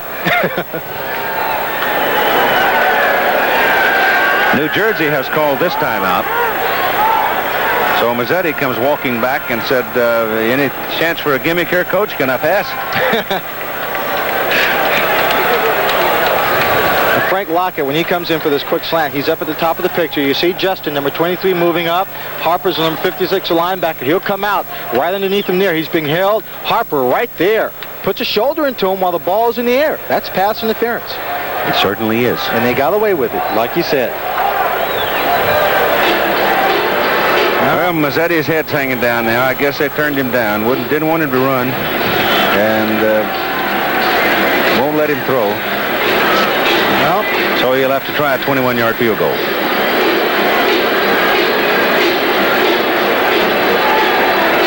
You know, he's a pretty fair sports announcer. I've watched him do some work in Atlanta. He's cooked. I don't say that very often about you jocks trying to take my job. Well, I know, Keith, but heck, you got to give us credit for trying. 42 seconds to play in the first half. 14-7 ball game. Mazzetti going for the 10th point for the Breakers, and it's good. So Timmy hits a 21-yarder. 39 seconds on the clock. They're only down by 4 points. I think in the second half when they come back, Keith, they really do have to keep the ball. It was an outstanding game and a losing effort against the Birmingham Stallions. Yeah, and he took the ball straight ahead, and you could just see the confidence growing every time he had the ball in his hands, running straight down the field, just ripping up territory against the Birmingham Stallions. Today he hasn't had the chance to play very much because of the utilization of Buford Jordan and Marcus Dupree in the same backfield. Let's check in with Michael now. Yeah, Keith, Marcus Dupree is walking off the field now. It's a good thing that that the Breakers have a running back of the caliber of Buford Jordan, because he may miss the rest of the game. He's got a pulled hamstring muscle, something that he's been bothered with for most of this year, and he doesn't look too good a shapes right now. Oh, yeah, see, they got the ice pack on the back of his knee there. Someone in our meeting the other night was saying that this is the kind of weather that Marcus Dupree usually has problems with his hamstring. I think he feels real good. He comes out there, warm, the muscle feels good. He takes off, and maybe it's not strong enough. He ends up pulling it again. New Orleans in the ball game so far, Swanee, they've run 15 plays, thrown the ball 15 times for 130 yards. They've run 15 plays on the ground. They've only picked up 33 yards. Well, you need a little more than 2-yard average on your running plays. That's right. And when you're not getting it on the ground, it's time to go upstairs. Air it out. Oh, we receivers, we love to hear it. When you want the big one, call on us. And right now, it's a kick returner's chance. Oh, you won't come with that one, Mr. Hackett. Marcus Hackett had an idea, but the rookie from Syracuse got the word rather quickly, stay in there, and he did. So they've got 39 seconds to work with now. New Jersey does have 2 timeouts, so they may crank up one time and try to go big. No, I don't think so. You don't? As we look at the playoff schedule, divisional playoffs, Saturday, June 30th, and Sunday, July 1st. Going down to the conference championship on the 7th and 8th of July, ending up down in Tampa, Florida for the USFL championship in their second year.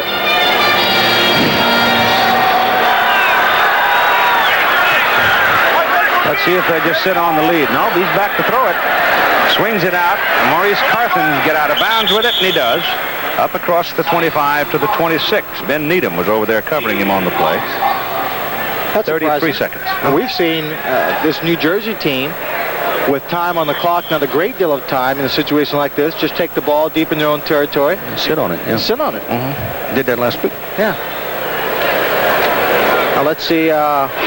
I think if I were a defensive man here, though, wouldn't you gamble a little bit? If you see a corner, a slant pattern like that coming again, an out pattern? I play man-to-man coverage and gamble that Brian Sipe won't throw the ball deep. Well, he's got Knight wide open. And he's got a first down up at the 45, and that stops the clock now with 27 seconds. As they move the chains, and New Jersey trying to hustle it up, and they obviously would like to have Ruzek have a shot at a field goal before time is gone. As soon as they get the chain set, they wind the clock. It's going. Sipe continues to throw. Bowers down the middle. Big man is there. Big gain for New Jersey. Fumbles the football. Clarence Collins picks it up. He's going to bring it back up here. Going to bring it back up here and call him down right there where he fumbled. Oh, my. Well, just as we talk about Brian Sipe not throwing the ball deep downfield, he turns around and hits his big tight end, Sam Bowers. Timeout. New Jersey. First timeout. 11 seconds on the clock. They call a timeout. Confer. Clarence Collins, everyone thought that this was a fumble. And frankly, so did I. I did too. See Sam Bowers, he goes down, he gets inside the linebacker. The ball is already in the air. Brian Sipe, low flag route. He catches it right in front of Joe Restick, number 36. Now let's see if it's a fumble. Right there, the ball is stripped away. It's coming out. That's a fumble all the way. All the way. Bruce Miller, number 40, was the man that caused it. And caused it. I'll tell you why they brought it into the back. hands of Clarence Collins. I'll tell you why. Why? You can't fumble forward in the last 2 minutes of the half. Absolutely right. Read your rule book. I would, but you took it. That was a play that football put in about 3 years ago. Professional football put in 3 years ago when Kenny Stabler fumbled the ball in his own territory going for a score. The ball rolled. Casper had the chance to pick it up, pushed it a little bit farther into the end zone. Then fell on it for a Once touchdown. again, only the man who fumbles the ball in the last 2 minutes can advance it. Well, thank you, Percy. are you happy? I'm happy. Nope, Percy right on top of things. He's a good official. I watched him a long time in college football. SMU grad. Yep. 11 seconds to play now in the first half. New Jersey down there knocking on the door. The football is sitting on the 18-yard line of New Orleans. Collinger or Knight, the fast receivers. He looks for Collins. He goes down the middle, and Sam Bowers gets one hand on it but can't pull it down. Sam seemed to get tripped up on that AstroTurf on his own footwork just as that ball was being threaded through the needle. Very good pass by Brian Sipe. And as the ball was coming to him, he seemingly was falling down. He fakes like he's going to the outside. He gets inside. He's got number 42, Charlie Harbison, on him right there. He has a chance to make a good catch there, Keith, and he doesn't come up with the ball.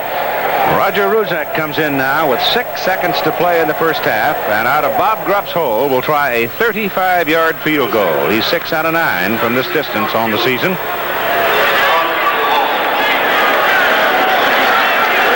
Frank Naylor is the snapper for the Generals. Hammers it and hits it. And so the New Jersey Generals use the forward pass in the closing seconds of the first half and come marching right back, responding to the New Orleans field goal to take a 17-10 lead, and you've got just enough time left for a kickoff. And they did it in a manner that we are not accustomed to seeing by the New Jersey Generals. Moving the ball with less than 40 seconds on the clock, almost length of the field to get themselves in good field goal position. And 11 seconds on the clock, really had a shot at scoring the touchdown. If ever there was a shirt sleeve day, today is Wait a minute. What the heck? Get that football card out of here. Wait a minute. Who was your hairstylist? I beg your pardon. That was my... Whatever in the world possessed... See, my hair is shorter now. It's Whatever possessed you at that age to grow a mustache? I was trying to look tougher. Oh. Everyone always teased me about looking so young and having kind of a baby face and a name like Lynn and being a dancer and all. What's that? I had to look mean and tough. So I tried to grow a mustache. Only one problem. It grew on the left side, but wait a minute. What is this? Get those... Who brought these football cards? That's high school. Back with the halftime activities after this commercial and a word from our local station.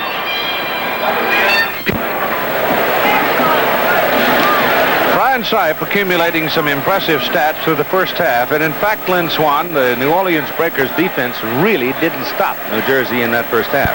No, they did not. They are not playing sound defensively. They're letting them throw the ball when they want to. You can see there that New Jersey has put the ball in the air successfully, run sparingly, only in short yardage situations. On the other hand, New Orleans has not put together a running attack either. They abandoned their passing attack early on, and it cost them some precious yards. When they put the ball in the air, they have a great deal of success moving the ball down the field. It's been a fast first half, but also a fairly mistake-free football game, Keith, in the respect of turnovers. Neither one of these teams has turned the ball over. I'm looking around to see if Marcus Dupree has come back out of the locker room, and I don't see him at the moment. He had a pulled hamstring in the first half, and when he left at halftime, had an ice bag on the back of his left knee. New Orleans will kick off to New Jersey, so the Generals will have the first possession to start the second half. And it is particularly incumbent on the defensive people in white now to handle New Jersey down here, because if the Generals sit in there to start this second half and pound out a long time-consuming drive and get another touchdown, it'll be terribly difficult for the Breakers. Well, New Orleans' weakest scoring period has been the third quarter. They've only scored 65 points in the third quarter, as compared to the New Jersey football team, which has scored 91 points in the third quarter. I don't see Dupree. Well, if Marcus Dupree is not out here with that hamstring problem, and we hear that it's been reported that he is out of the ball game, it's going to be a long second half for Buford Jordan. This is Marcus Hackett now, settling on the 5, looking for someplace to go, and gets off the sidelines, but doesn't get a lot out of it. The ball was kicked so high by Mazzetti, the coverage team was down in a hurry. He's knocked out of bounds at the 18. So that's the way they'll go, and those are the numbers for Brian Sipe over the last 3 ball games. So it'll be Walker and Carthen lining up behind Sipe with Knight and Collins, the wide people. It'll be basically the same unit that started the ball game. And they're bringing it back because there was a penalty flag thrown downfield, and New Jersey, not getting very good field position, will elect to take the penalty, one would think, and force New Orleans to kick it again. Offsides on the kickoff team.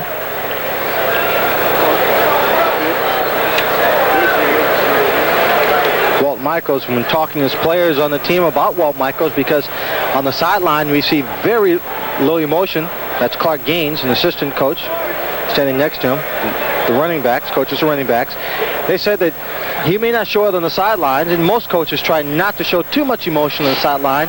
They try and be more of a pillar of strength and calm. But in the locker room, he is very emotional and shows his excitement or disappointment. The average per plays on New Jersey possessions in that first half was 4.3. You can see where they started from and how long where they moved it to. And New Orleans, on the other hand, averaged only 2.2 yards per play on the ground and just under 7 yards per pass.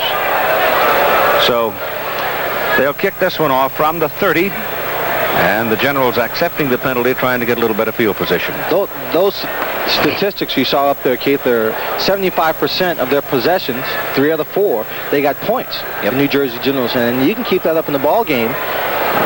You're usually going to come out on top.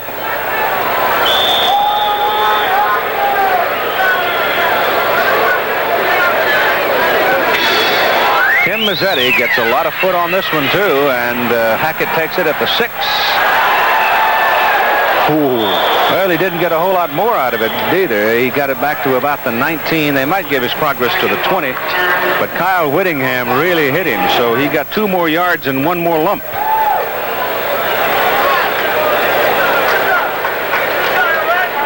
Put him on the 21 for the first down.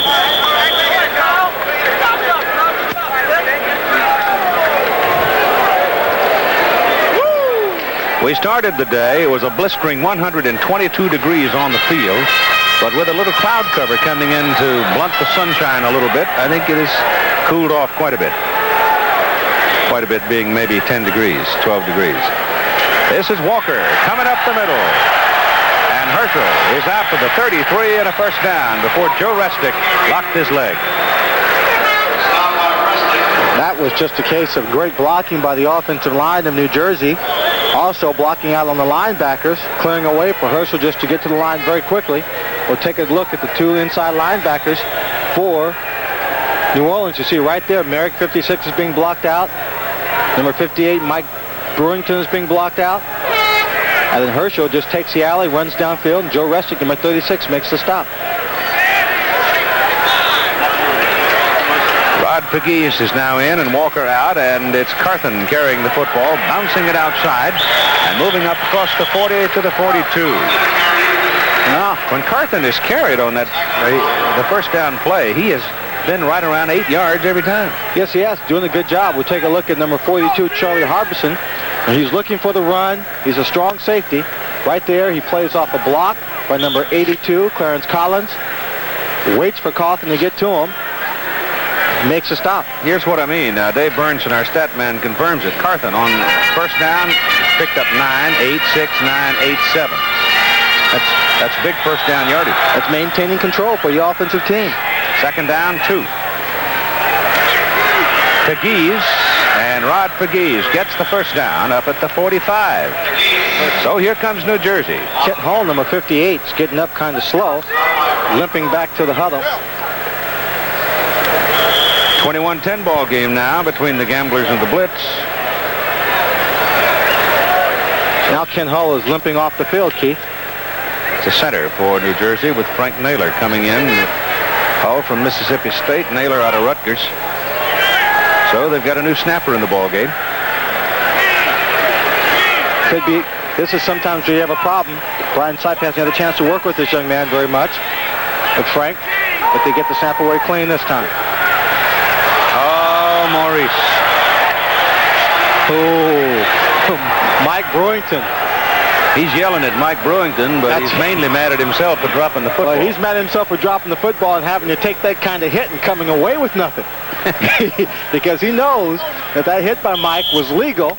You see it here again. Sipe just throws it in there. He should have this ball. He drops it. Now look at Brewington. It's his opportunity. Pow! Lays it on him.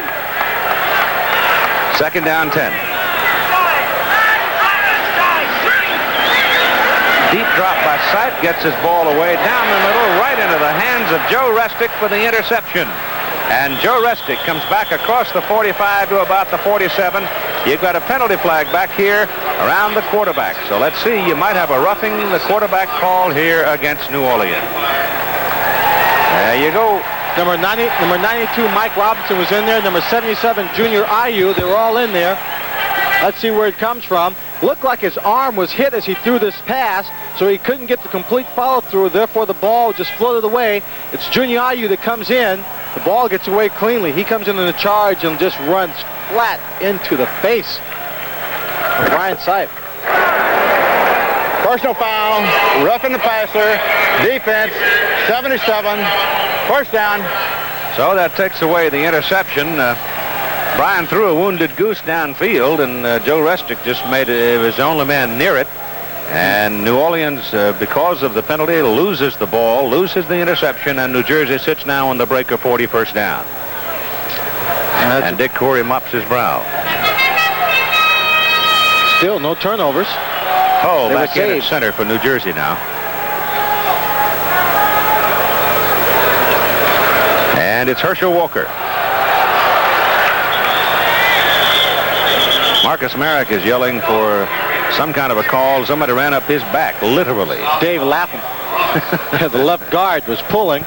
He was the lead blocker for Herschel Walker, and he saw Merrick coming in there. Merrick got to the outside and squatted down as Lampton came in for the block, turned his back on Dave for a quick second. Even though he didn't get the stop, Merrick turned it inside where he had help. No wonder Marcus is hurt and having 270-pounders run up and down his backbone. A little tap dance. 2nd down and 7. Sipe to Walker. Walker is down just short of the first down. They mark him just short of the 30. And he's going to be half the length of the ball, maybe away from his first down, unless he gets a terribly favorable spot. Keith, you notice now for the New Orleans Breakers, they do have 4 down linemen rushing the passer. John Jewell is the latest to go to the locker room for x-rays. Right guard for New Jersey. Elbow problems.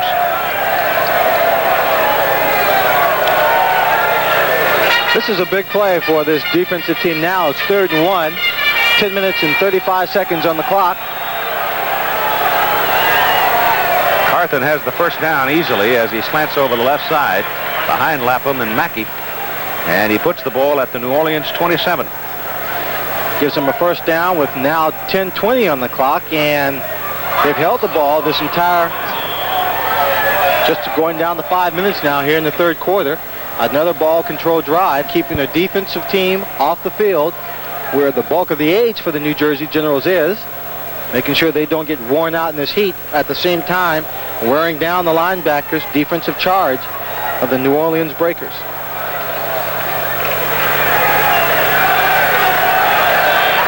That's Walker in motion. Give it to Carthen. He waited for just a moment and then slid off the right side and picked up some yardage inside the 25 to the 24. Darrell Wilkerson and Eric Elliott making the stop for the Breakers. It's very tough on New Orleans if New Jersey holds that ball for about 7 minutes here and scores. It's 3rd quarter. Fans are booing a little bit. Joe Rester came up from the safety position and looked like he was making contact a little bit late. Percy Penn, the referee, had a few words with him.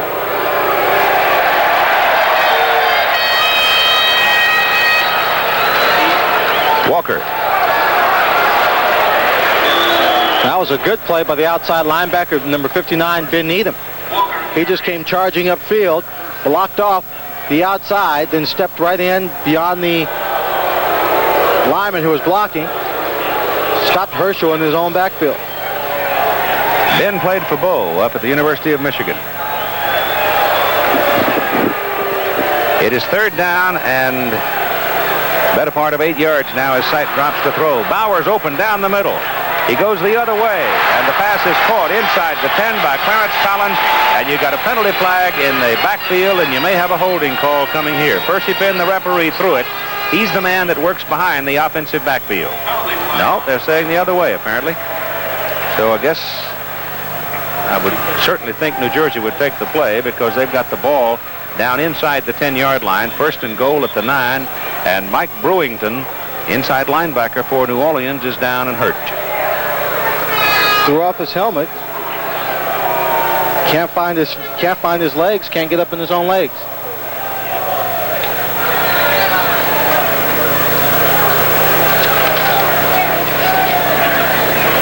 Here's the call on the penalty. Personal foul. Illegal head slap. 77. First down. Second time today that Junior IU has been dinged with a major penalty. Well, veteran ball player using all his techniques, trying to effect some kind of pass rush to stop the charging attack and offense of the New Jersey Generals. So far, it hasn't worked. Mike Brewington is sitting there with a towel over his head, walked off the field, limping. Apparently is just either cleats caught or twisted himself or knee locked on him. He sort of fell down without anybody putting any pressure or any particular hit on him. Now that's him at the 10-yard line. And you see right there, no one's around. He just goes down. It's 1st and goal, New Jersey at the New Orleans 4 now. Big penalty call. Setting him up here is Carthen. Goes for the goal line, and he is just short. Just short. Brian Sipe is going, how can you not give him the touchdown? So he runs out with his arms extended. Let's take a look. Kaufman gets the ball. He's got Hershey out. Hershey does a good job of stretching his play out, pushing the blocker, the cornerback, all the way out. Miller. You see right there that he does go down before he gets into the end zone. Right now he's just sliding. Penalties have kept this drive alive for the New Jersey Generals. Coming into the ball game, New Orleans was penalized 102 times for 852 compared to only 73 for New Jersey for 581 yards. Second and goal. Contact by New Orleans. Carthen dives. And they don't give him the touchdown there either, so they'll take the penalty and take about half. They do. They do give him the touchdown. When they unstacked him, they found him on the bottom of the pile and just enough of the ball across the plane of the goal line. So that's the third time today New Jersey has scored from the 1. But as we look up at the clock is showing 7 minutes and 33 seconds in the ball game. And this contact by Darrell Wilkinson, number 75, going off sides there, is of little consequence because it is a touchdown. 7:33 on the clock, which means that New Jersey has held the ball for 7 minutes and 27 seconds. The extra point try by Ruzek. The punter, Grupp, holds it. Bob gets it down, and Roger hits it through. And it's 7:33 to play in the third quarter. The New Jersey Generals lead 24-10, and if they win today, they will lock a spot in the Eastern Conference playoffs. The question of the ball game here is whether or not New Orleans can respond to that drive by the New Jersey Generals. If they can't, for all intents and purposes, it may be over. Well, thus far in the ball game, their defense has not been able to hold them, so the only possibility or chance they have is that their offense keeps them within striking distance, hope for a turnover, something to happen in their favor defensively in the ball game, and then convert more points.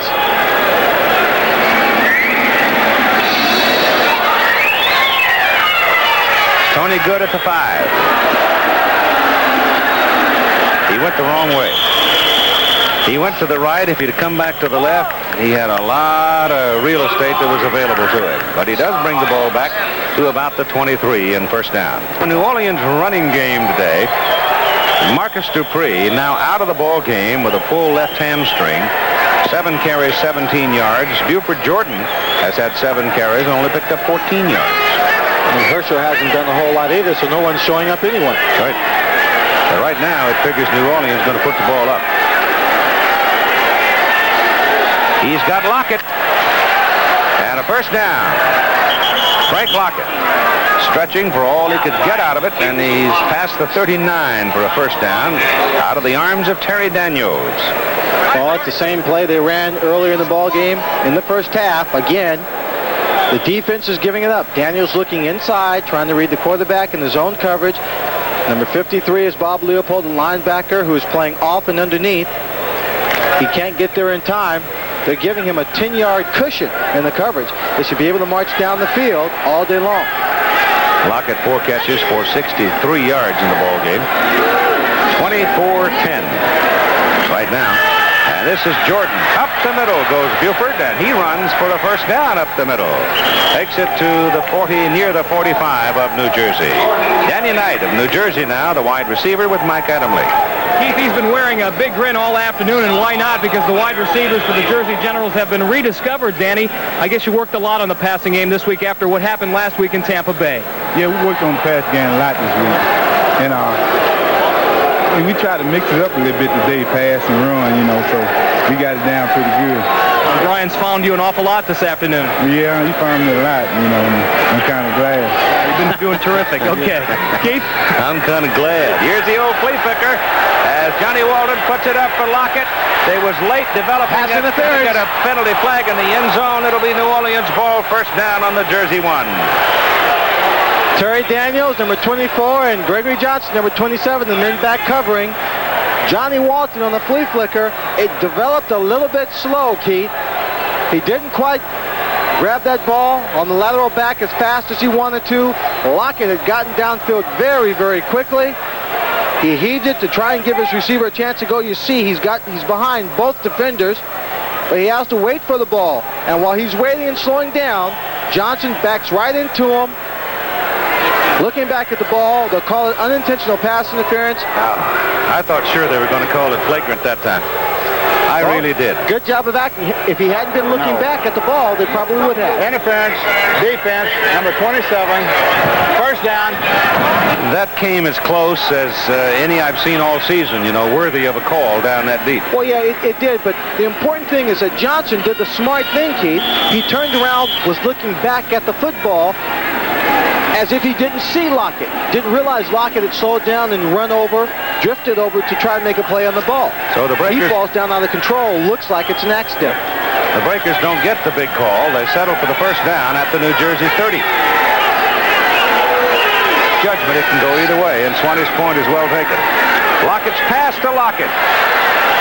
Walton's pass to Lockett, I should say. And Frank Lockett is inside the 10. Now, that's, again, a play that they have used on 2 different occasions. It'd be the second time out of 3 now that it's worked. The difference between this play is not a quick slant. It's a quick post. He takes it down about 12 yards before he makes his break. He's behind the linebacker, still in front of the safety. And, again, the cushion by the cornerback, Terry Daniels, allows him open space when he runs a pattern like that. He's on the sideline right now. I think he hurt his hand. First down for the Breakers. First and goal at the New Jersey 9. And they give the ball to Charlie Smith. Charlie wants to throw it. Oh, God! Dan Ross is wide open, and Charlie Smith had a chance to throw for his first touchdown in his pro career, and he blew it. Charlie Smith, Keith, what happened to Charlie Smith happened to me in college. It happened to me in Pittsburgh, and Chuck Noll would never let me throw another pass. I wanted to throw it so much, I didn't care what was going on. I was going to throw the ball. After he muffed it, look at the open room he has to run. He can run for a touchdown. He looks downfield. He wants to throw the pass. He sees Dan Ross wide open, and he just doesn't have control. He overthrows Dan Ross. That's just his eagerness, Keith, to want to put in that column. Touchdown pass. Touchdown pass by Charlie Smith, wide receiver. Second down and goal from the 9. Well, they had it. Ross wasn't a man within 8 yards. This is Jordan. Buford Jordan can't get loose, and he's brought down by John Preston, the strong safety. Now, that was a good tackle by John Preston, number 25. Jordan came up to the line of scrimmage, got beyond it, started looking for some room to run. Had he been able to get outside and turn that corner, he had help downfield, would have been a score. But Preston came up, made the real good tackle on a strong running back, Buford Jordan. Smith comes out now, and Brown goes in at a wide receiver spot, and New Orleans desperately needing a touchdown here, are looking at third down and goal from the 9. Touchdown here, extra point will keep them within 1 touchdown of this ball club. They're down by 14 right now. Shotgun. It's a blitz. Walton fumbled the ball, and they call him dead. They call him in the grass, and it's actually bad luck for New Jersey because John Joyce stepped in and intercepted the desperate pass. But Jim LeClaire had firmly wrapped his arms around Johnny Walton, and they blew the whistle. Well, you saw number 55, LeClaire, edging up towards that line of scrimmage, trying to anticipate the snap, coming straight up the middle on the blitz. It worked successfully. Now it's Tim Mazzetti who comes in, and instead of going for a touchdown, they have to settle for a field goal try. 35 yards.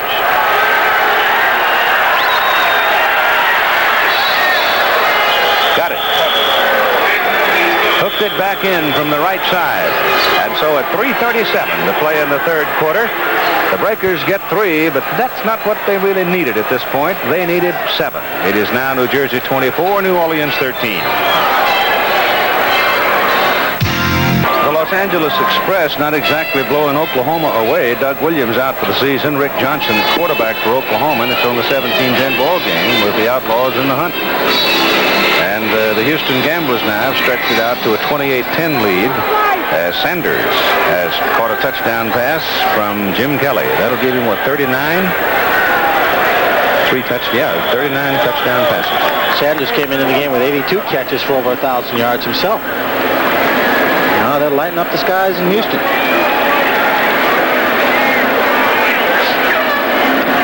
Mazzetti's kick is a high-hanging, deep kick. Runs Hackett back 2 yards in the end zone, and Marcus is coming out with it.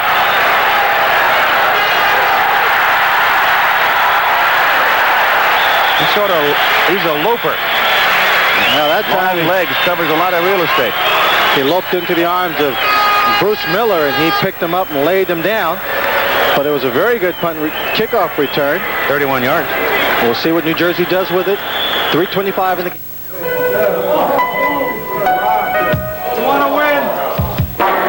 Another look at the kick return by Marcus Hackett. Hackett decided he was going to take his chance. He gets good blocking, good running, getting through tackles there. And right here, number 40, Miller's just waiting for him. He's a starting cornerback for the team and takes him down like a steer. 29-yard line for New Jersey in the third quarter. Thank you.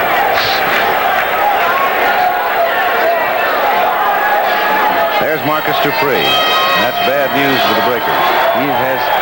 He's got such big legs, and he exerts such tremendous pressure on that hamstring. I guess there's not much you can do about a hamstring. It's just one cord. That's a pickup of about 2 yards on that carry.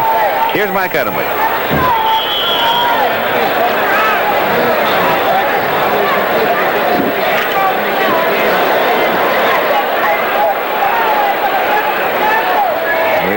Trouble getting through to Michael right now. The equipment's cooking. 2nd down and 8. Pegues in the backfield. Ball is given to Pegues, and he almost squirted out of there for the first time. He'll be about 2 yards short. Let's try it again now. Charlie Smith with Mike Adamle. All right, Keith. Charlie, I know you've thrown that pass a lot in practice and probably completed it every single time. I'm sure you'd like to have that one back. I was wide open. Yeah, it's one of those passes, you know, like I'm being a receiver.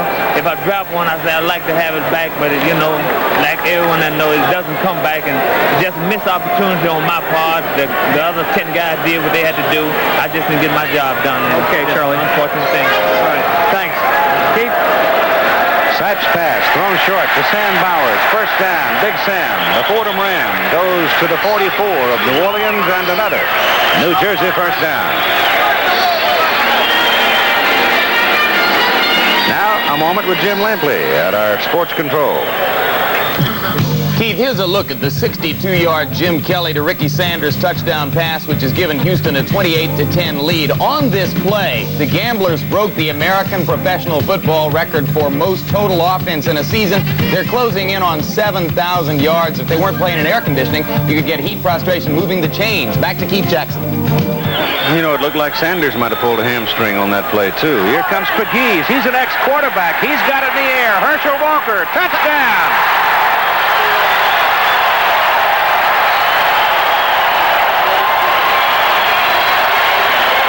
Reminds me of an old song, Keith.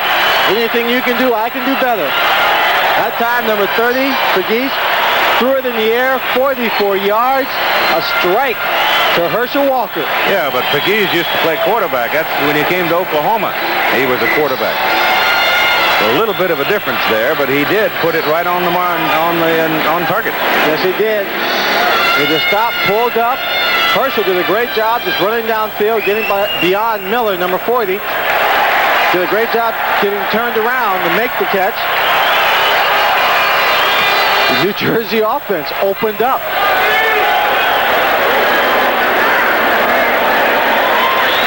Ruzek for the extra point try now.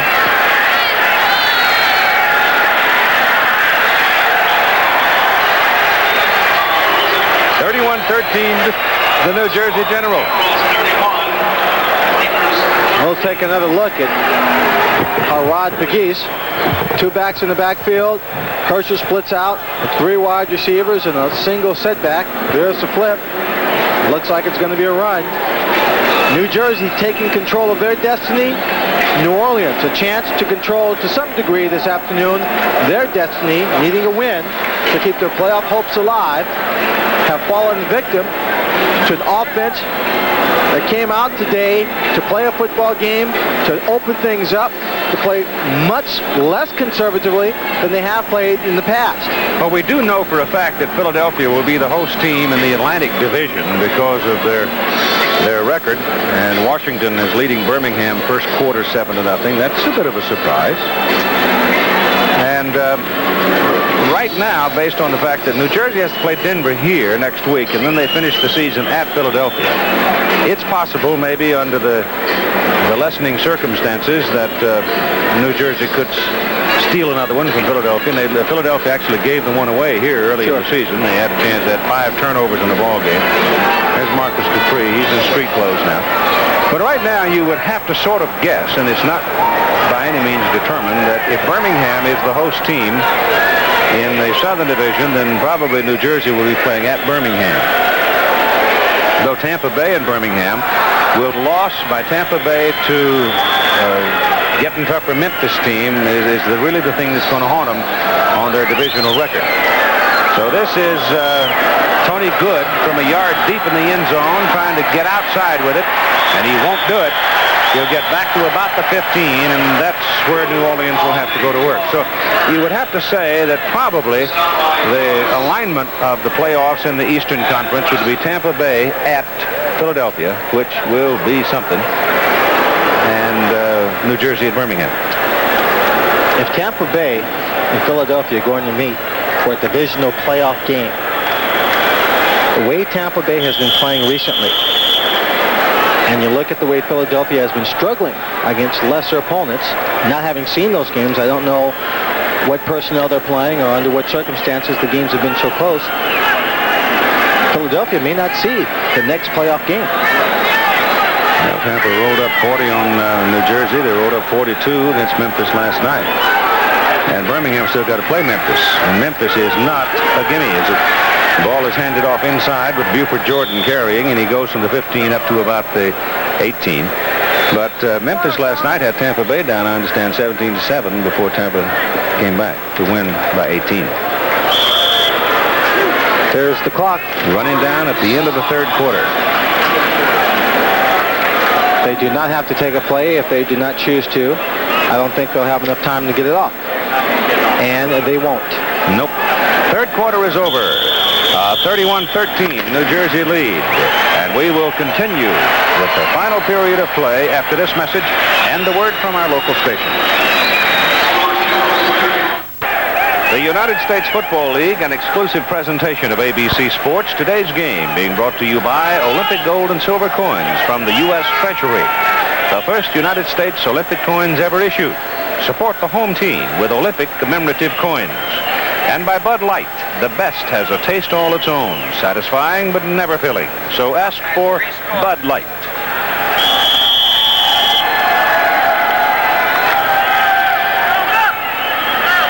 Washington, 14-0 over Birmingham. Woo-wee.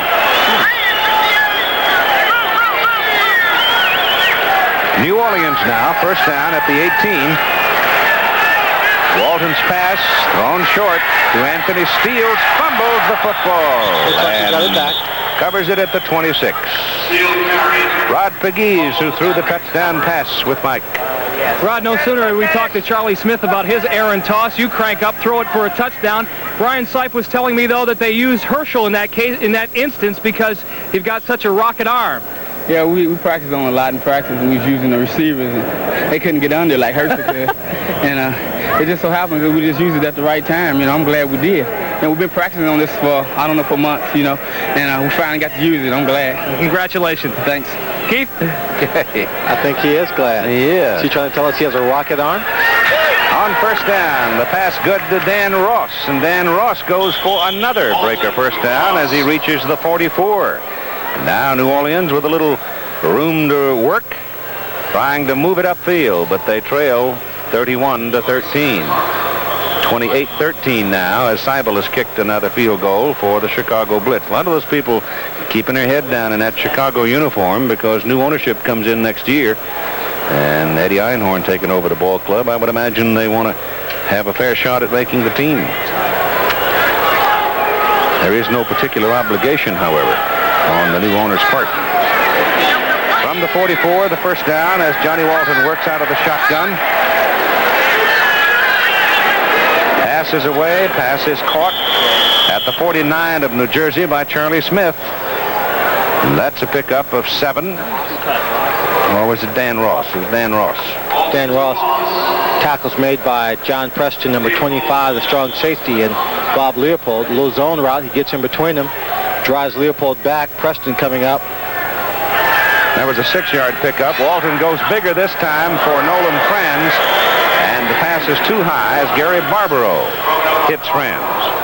Pass is very high. Franz coming around the cornerback. Wanted to catch that pass and curl right back inside. Coming back to the ball constantly, but with the ball being so high, he had to try and go up for it. Barbaro was converging from the outside. Number 24, Terry Daniels, was a cornerback who came over to make the hit.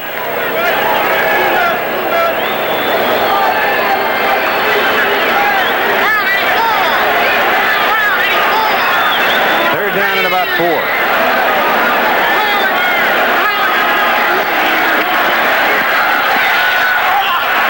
Good catch by Dan Ross for the first down. Across the 45 and out of bounds at the 44. Wrestled out by Bob Leopold. Dan Ross has got a great pair of hands, doesn't he? Excellent pair of hands. And right now, however, I think he really has to be feeling it, having come off the NFL season, playing down in New Orleans in the heat, the transition. He's still been playing consistently well for this team now. A lot of guys getting tired. Yeah. Having played successive seasons, both coming from the NFL and from college.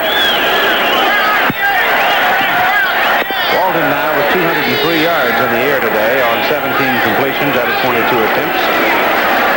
Johnny pumps it once, wants to go big, does go big, throws an interception. This is Gary Barbaro. For a fellow who just came off knee surgery, old Gary's doing a lot of running around, and we've got penalty flags on the field. Number 96, James Lockett, is getting up pretty slow. Somebody must have peeled back and took a shot on him. Walton wanted to go deep. He had 2 people down in the area, but in final fact, no one was near the ball when it ended its flight. Well, in final fact, Keith, I think we have to say that Johnny Walton was enticed into throwing a pass over to the sideline. He had Lockett running down a little zone pattern, what we call the quick takeoff, in between the zone areas, but the safety was back deep, and he was in a position to make a play on the sideline and to make a play on the inside receiver. He just threw that one away. Personal foul. Clip. On the run back. Number 74. First down. And there's Gary Barbaro. He's playing free safety. And watch, he's just going down those numbers. He's reading, dropping back, looking at the quarterback. He knows where the receivers are. He doesn't go towards any receivers. Walton just throws the ball right to him, as if he were wearing the white jersey of a New Orleans Breaker. First turnover of the ball game, and with the penalty now, New Jersey is backed up to their own 18, where they will have the football first down with 12:38 to play in the ball game, and the Generals leading 31-13. So the football player, an Olympic hopeful in gymnastics. Dick Corey trying to boost the spirits of his quarterback and receiver there. The New Jersey Generals go to work now. Brian Sapp still in there at quarterback, hands it off to Herschel Walker. And Walker out to about the 24 for a 6-yard pickup. Talking about the New Jersey passing game today, they have been averaging 17 yards per completion. Putting the ball up quite a bit more than they have in the past few ball games. But most of it is really on the short passing routes, and the receivers have come through making big catches, taking those short passes, 10 or even some of 15 yards, turning it upfield for the big plays. Second down and 4 coming now. Walt Michaels made a good point. There are a lot of teams that play more exciting football, but don't have as good a record as 11-4. Yep.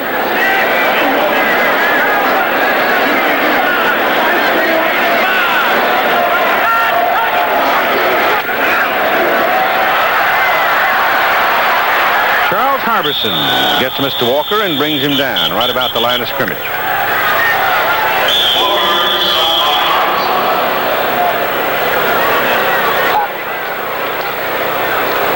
The left guard, Dave Lapham, is the general down on the field and hurt on the play. So a timeout taken here for him at 11:41 to play in the ball game. 18-point lead, New Jersey.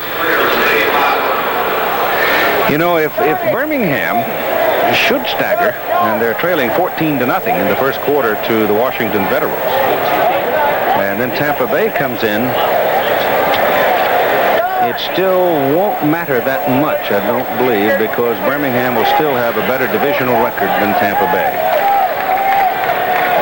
Crowd of 23,114 today, and they had something over 41,000 tickets sold, so 18,000 people went to the beach.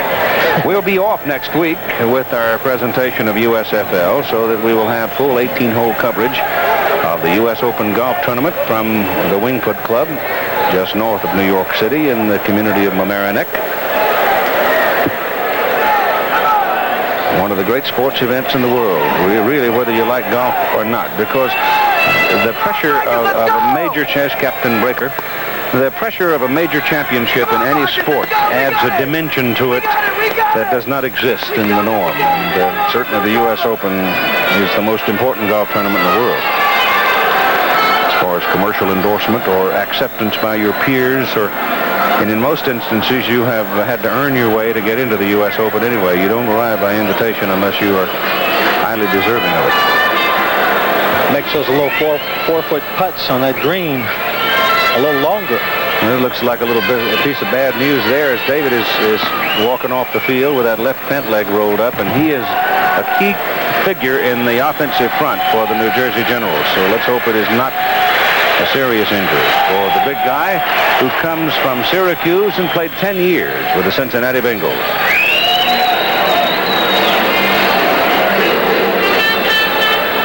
It'll be 3rd down and 4 for the Generals. The ball is their own 24. And they've been fairly successful, I'd say, today on 3rd down conversions. Exceptionally successful. Coming in just over 44% 3rd down efficiency rate. New Jersey almost jumped offside, and perhaps there was encroachment as Brian Sipe did not come away cleanly with a snap, as the new nose tackle for New Orleans, Gerald Bayless. Delay a game. Number 60, defense. Gerald penetrated on the play. Jeff Gaylord, who had started the season at that spot. But Bayless has been coming on strong. He's been playing very well and very consistent. Not the biggest guy in the world at that spot, but he's very quick.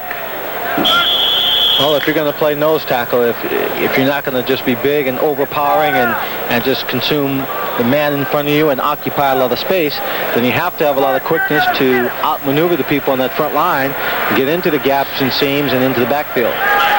Well, the penalty gives New Jersey a 1st down at the 29. They needed 4, got 5 on the penalty.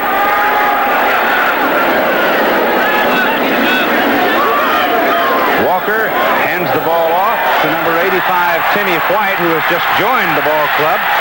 And Timmy White runs for about 9 yards before they finally wrestle him down. Timmy White played his college football at Southern California, had a couple of tryouts, and Rah for USC. and he was, let's see if I remember now, I think he was a quarterback back here at an Eastern high school before he came to USC. That's right, and he was with the LA Express, as you said earlier, and was released there, and was hoping he could catch on with another team. Came in here, they put him on a developmental squad for a couple of weeks, and when they released Tom McConaughey, this young man came right up. Got 9 yards in his first appearance with the New Jersey Generals. Did a good job getting away from junior high, number 77, who had a chance to stop it in the backfield. It's 2nd down and 1. Carthon, 1st down. Gets to the 42. Stopped by Reed. James Reed. And Cal Berkeley.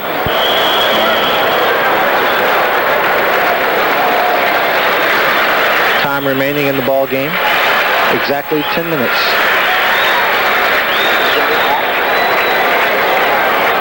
Don Calhoun and Rod Pegues now are in the backfield for New Jersey. So Johnny Walton and Tim Mazzetti sitting there on the New Orleans side of the field.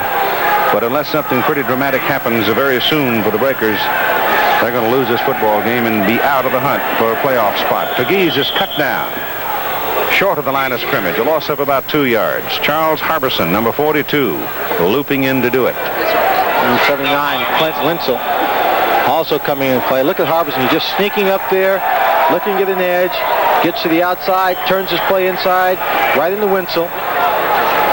But Winslow makes a stop. Pretty tough guy. Wayne Harris, number 64, is a man who tried to block him.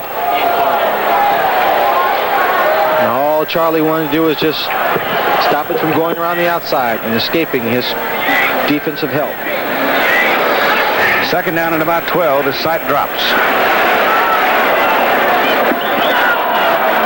Calhoun was out on the sidelines, but actually out of bounds. he was off the field.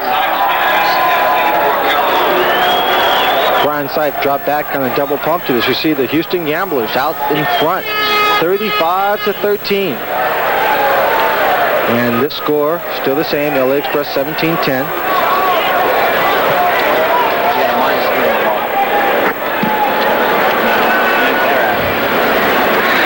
Anderson is Ernest Anderson, who was an All-American at Oklahoma State. Jimmy Johnson leaving Oklahoma State last week to replace Howard Schnellenberger at the University of Miami. Third down and 12, and this is Calhoun, and he won't get the first down. He got up to about the 47 and made a very dangerous move when he hurdled over the stack. That's equestrian move. That's a good way to get your chin strap popped. Yep, I remember once in college against Berkeley. Had a lot of room. I ran downfield. There was one man between myself and the goal line. Of course, he was 5 yards from the goal line. I tried to jump over him. He grabbed me by the ankle, put that knee on the shoulder, and twisted my knee a little bit. Last time I tried to jump over a guy. Bob Grupp for his second punt of the day. The only time he'd kicked previously was a 40-yarder. Put some pressure on him, but he gets it out and forces Tony Good to call a fair catch at the 18.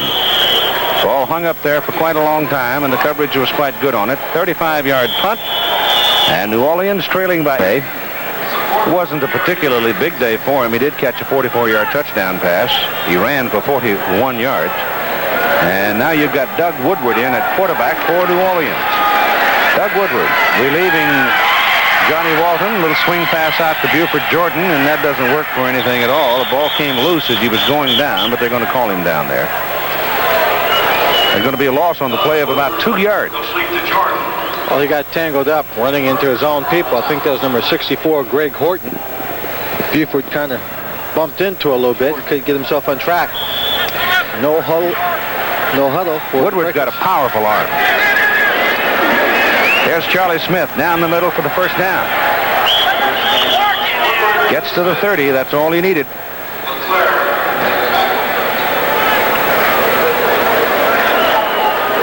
New Orleans going without a snap. Clock just ticked down under the 7-minute mark. An 18-point lead as Woodward goes to the sidelines and throws it into the bench. Here's Mike Adamle now with one of the big guys in the trenches for the Generals, big tackle Doug Mackey. Doug, you guys have done an outstanding job this afternoon. We talked about the heat early on, but it seems like it hasn't been much of a factor this afternoon. Well, it's been cooling off a little this afternoon. I'll tell you, in that first half it was. Definitely was. And we worked out something where we alternate all of our plays and give everybody a shot in there. So that really helps a lot. How about the passing game today? That has had to help, too. You were telling me last week Tampa was calling out your offensive plays? In the past few weeks, the defensive lines that we played against, they were calling out plays. You know, and they're so used to our consistency of running a certain play. And the passing really helps. It takes a lot of pressure off our running game. Okay, congratulations. Thank you. All right. Keith. Pass completed to Nolan Franz, and Nolan Franz is up across the 45 and out of bounds at the 46. The chains being moved. Another first down for New Orleans. 6.5 minutes to play in the game. And let's see now if young Woodward can take them on down. Played at Pace College here in New York.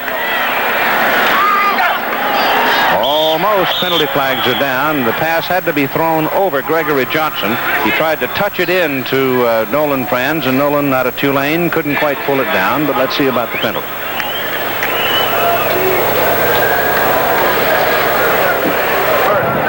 Encroachment, defense, number 52. Mike Weddington out of Oklahoma. Man called for it. Keith, when they're lining up the secondary of the Generals, when they line up, Terry Daniels is still giving the receivers, Nolan Franz in particularly, a 10-yard cushion as they line up. That time when they tried to throw the little short route to the outside, Gregory Johnson, the free safety, was up closer in his alignment, was swooping, running out to the outside, looking for the pass to come underneath, thus he was in the way of it. But I think you're going to see that kind of passing to try and march down the field.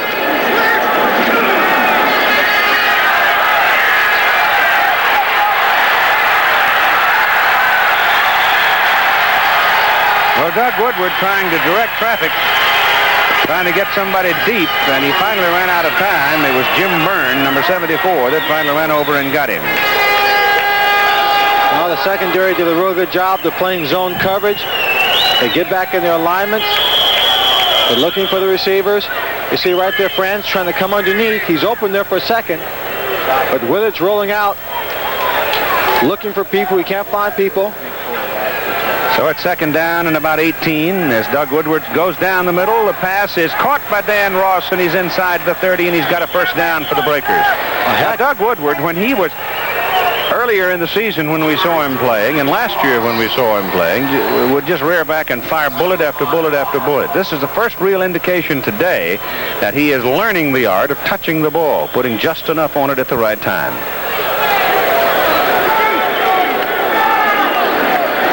On the first down, Woodward to the corner. It's too deep.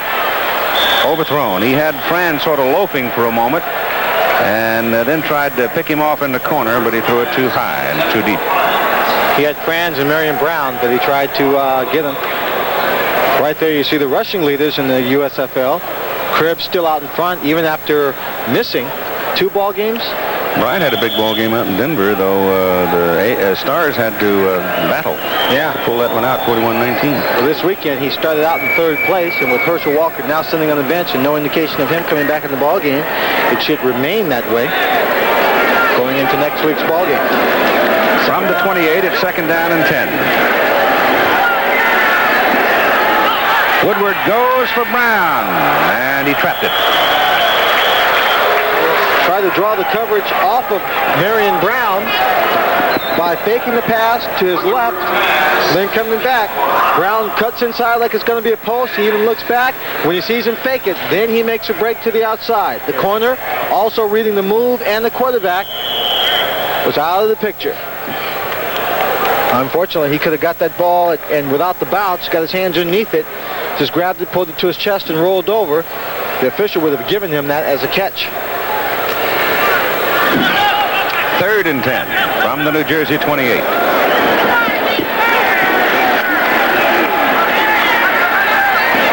There's your first down, Dan Ross.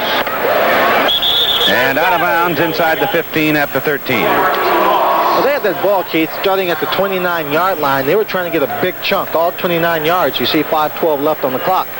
Instead of just going for the shorter pass. But with only 30 yards to the goal line, the defensive team was not dropping back that far. They had used those short passes to work their way down the field, so the defense was prepared and looking for that pass. Now they had to kind of go deep those 2 plays before to get the defense back off their receivers, give them some operating room. Dan Ross having a big day. Has caught 7 balls for 109 yards. First down from the 13. Over the middle, it's Brown inside the 5. He was looking at Charlie Smith in the corner, but Charlie had double coverage, and he saw Brown coming across, and he dropped it right to him. Well, running double level patterns. If the linebackers drop back deep, you throw it to the man underneath. If they come up close, you hit Charlie Smith in the back. Bootleg, Woodward. Leopold takes him out. Bob Leopold almost dipped. He stayed at home and got him. And a good thing he did, because Woodward is a little bit faster than Johnny Walton. Yep. I mean, he does pick up the first down. The clock stops. It's also out of bounds to stop the clock. 4:42 to play. They took possession with 8 minutes on the clock. So should they score here, onside kick.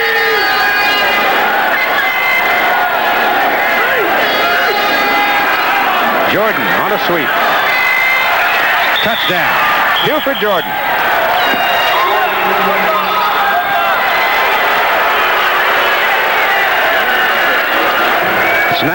31-19 ball game, and you probably read try for two here. Oh, absolutely. You see David Bale going in motion. Now, Buford's got the ball. He finds Willie Harper. Willie Harper's trying to turn him inside. Bale just keeps pushing him back outside. He creates a lane for Buford Jordan to come inside. Gets across with number 29, Mike Williams, makes the tackle, but it's in the end zone. At 4:37 to play in the ball game. Trying for two.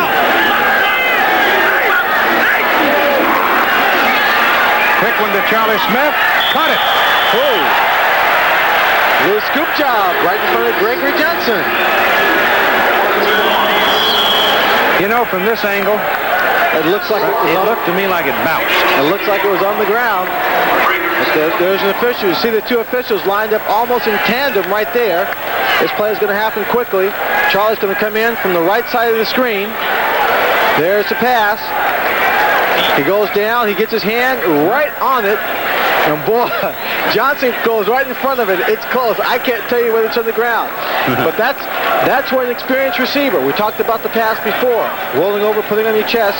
Charlie Smith reached down, pulled it up very quickly and said, look what I have. Well, the Breakers go 81 yards for the touchdown. And they did it fairly efficiently. Now you read onside kick here as New Jersey is sent out. Ends, receivers, defensive backs, all up front. Watch him turn back to the right side. No? Boy, got a good bounce. Number 24, Terry Daniels, recovers the football for New Jersey. If it had bounced straight up in the air without downfield momentum, New Orleans had a chance to get it. Sure did. You know, on a kick like this, you really depend on the roll of the ball. Mazzetti does a good job of just bouncing into the turf. On natural grass, it wouldn't bounce this high. But in the AstroTurf here, it just bounces and watch. It just keeps rolling. 24, Daniels comes across and picks it up. Got good kick by Mazzetti in this situation. I thought for sure they're going to try and fool everybody and come right back to the right side. Well, they might have. They might have had a better shot at it now. Really? In all actual, look, there's nobody over here. From the 33 now, they'll try to run out the clock as they send Pegues up the middle, and he picks up about 3 yards. Time remaining and a 10-point lead, 31-21 for the Generals. If they hold on and win, then they will be in the playoffs, and the New Orleans Breakers can start thinking about next year. And Dan Ross and Jerry Raymond, Raymond you saw there, will finish off the season and then get some rest. But I was just thinking in terms of all those like Brian Sipe and Willie Harper and Jim LeClaire and Dave Lapham, so many of them who have played either a college or a pro season and come right on into this season. Boy, oh boy, oh boy, it's tough. Pegues again, and he gets to the 35, and he loses a yard on that carry. You know, I don't think any of those ball players, Keith, that you just mentioned, nor the Pete Kugler and the David Stahls in Denver, and as you see the playoff picture there, will ever come out and say that I am not playing as well as my potential because of playing back-to-back seasons. They may say it's tough, they may say it's tired, and you know it's wearing them down, but they'll never come out and say that they're not playing as effectively. But I think I would have to say at this point that they are less effective. They can't be as strong. They probably don't have the same endurance that they had when they started the first season back in the fall. And it has to have an effect on the performance of their team overall. 10 o'clock tonight, 9 Central Time, the U.S. Olympic boxing team will be on display. They've just finished the boxing trials down in Fort Worth, Texas. There will, however, the winners of the matches that you'll be watching tonight, they will face a box-off against an opponent that will be chosen by the USBA Boxing Committee. And Loring Baker and that staff of people who have put together the amateur boxing program, Bob Serkin, of course, active for so many years. I mean, literally thousands of men, and young men in particular who have responded to it. and the program having produced, I think, the best, one of the best boxing teams, perhaps in depth at least, that we've had since 1976. And that 76 bunch, of course, were something special. But there were a lot of people who felt this Olympic team might very well have as good a chance to win as many medals as the 76 team. Of course, the Eastern Europeans not coming now, and the Cubans not coming. Who knows? They might win more.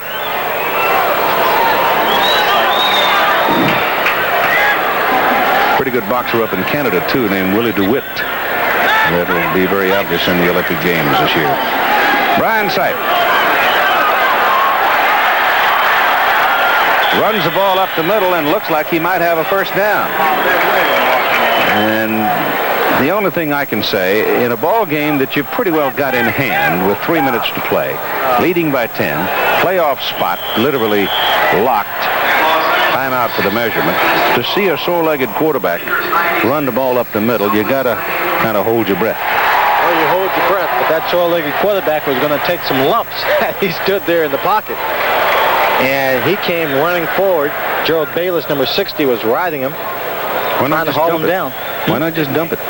Well, I think what he wants to do, Keith, is just really eat up the clock to make sure that the defensive team doesn't have to come down there and face, the panic drive of a team that's trying to catch up and hoping for a great deal of luck and get back in this ball game. They just want to keep the ball themselves and control it.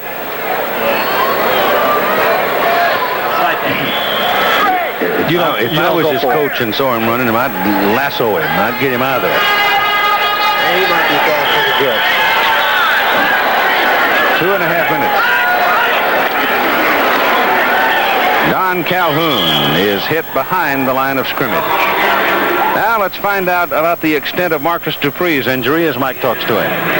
Marcus, I know your hamstring's a little banged up and you're out of the rest of this game. I don't know what you found out for the future, but how's this year been for you? Your first year as a pro, you came in as ballyhooed player, and you've learned a lot about yourself. Well, it's been an experience, true enough, but I'm just hurt. I just can't play. I love football, and I got to do something about this hamstring and my knee. What about you personally? Have you liked the pros after what happened in college and the things? Yes, I have. I love the pros. Coach Corey has made it real easy for me. He hadn't rushed me into something, and so far I'm enjoying it. So they've been good to you then, the coaching staff? Oh, true. The whole team has. Okay. Now, what about your injury? You all right? Well, I hope I will be. I twisted my knee, and at the same time, kind of pulled my hamstring too. So hopefully I can be ready for next week. Well, we'd like to talk about you and your potential, but you are a terrific running back, and we wish you all the best in the future. Everybody likes the way you run, Hurt. All right, thanks. Okay. Keith? All right, Mike, thanks. I wonder what kind of rehabilitative program that the trainers or that Marcus Dupree will be on to try and help him recover from the hamstring injuries. Well, like I said a while ago, got one cord. I don't know what you can do unless you try to develop the muscles around it. But Birmingham having come back at halftime to tie 14-14 against Washington, and Houston now rolling it out against the Chicago Blitz as Tony has hit a 45-yarder. But it's kind of like a knee, isn't it, Swanee? I don't know how much you can really do with it. Well, I think there are a number of things you can do with it, especially with the new training programs. As you see, the pass yards per game on the season for New Jersey, 139, almost doubling that figure this afternoon. It's Calhoun outside. And on second down and 10, Don gets about 2. So that'll bring up third down and 8. When you have a hamstring problem, I've had my share of them as a pro. Too often I sat there on the sidelines watching other people play, not liking it one bit. But when you get a hamstring, it's one of those injuries you have to rest before you start rehabilitating it. You can't just sit out for a little bit and come back and start lifting weights. It hasn't healed properly. You have to let it heal all the way through and then start stretching it back out. All too often when it heals, you develop scar tissue to heal up that area, but that scar tissue isn't stretched out, so you lose elasticity in the muscle. So you've got to really get on a rehabilitative program to keep that muscle stretched out more so that you don't have those problems. And you have to stretch it out from top to bottom. We've got 2:06 to play in the football game as New Orleans now has spent its last timeout. And the football is sitting at the 46, third down and about 8.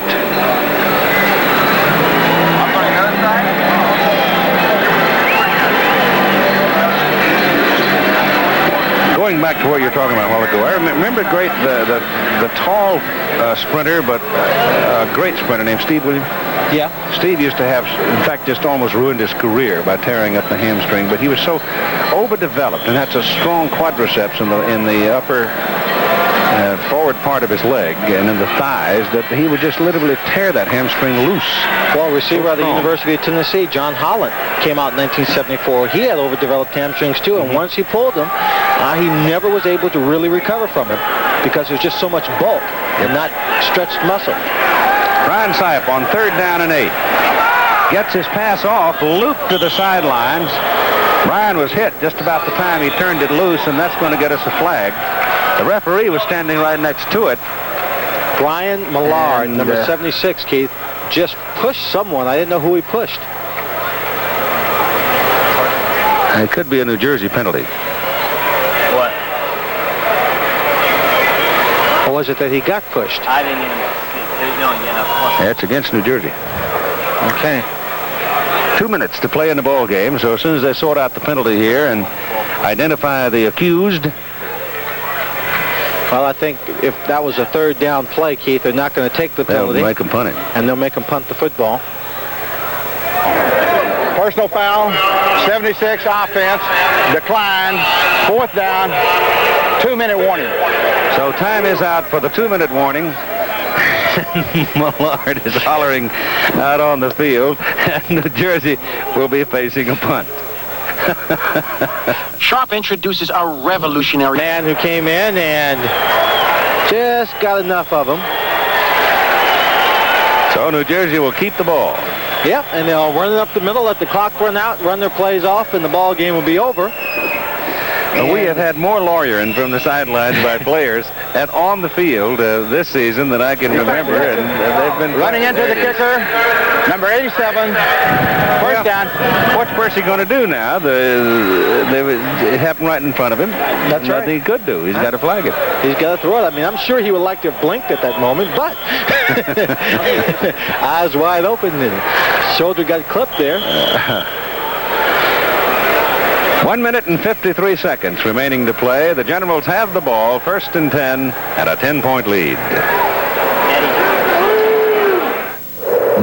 Sam Donaldson on the Sunday edition will be reporting on President Reagan's trip to Europe over the past few days and what may be new in the way of news on the arms negotiations with the Soviets. That's coming up later. Right now, New Jersey just trying to kill the clock as New Orleans has run out of timeouts. So they'll let it roll now. Breakers can't stop it. Yeah, this is not helping their stats out at all, Keith. They're losing yards each play now. They've got their ticket to the playoffs now, and it's just a matter of where they go, and just sort of guessing it, it would seem that they might very well wind up in Birmingham.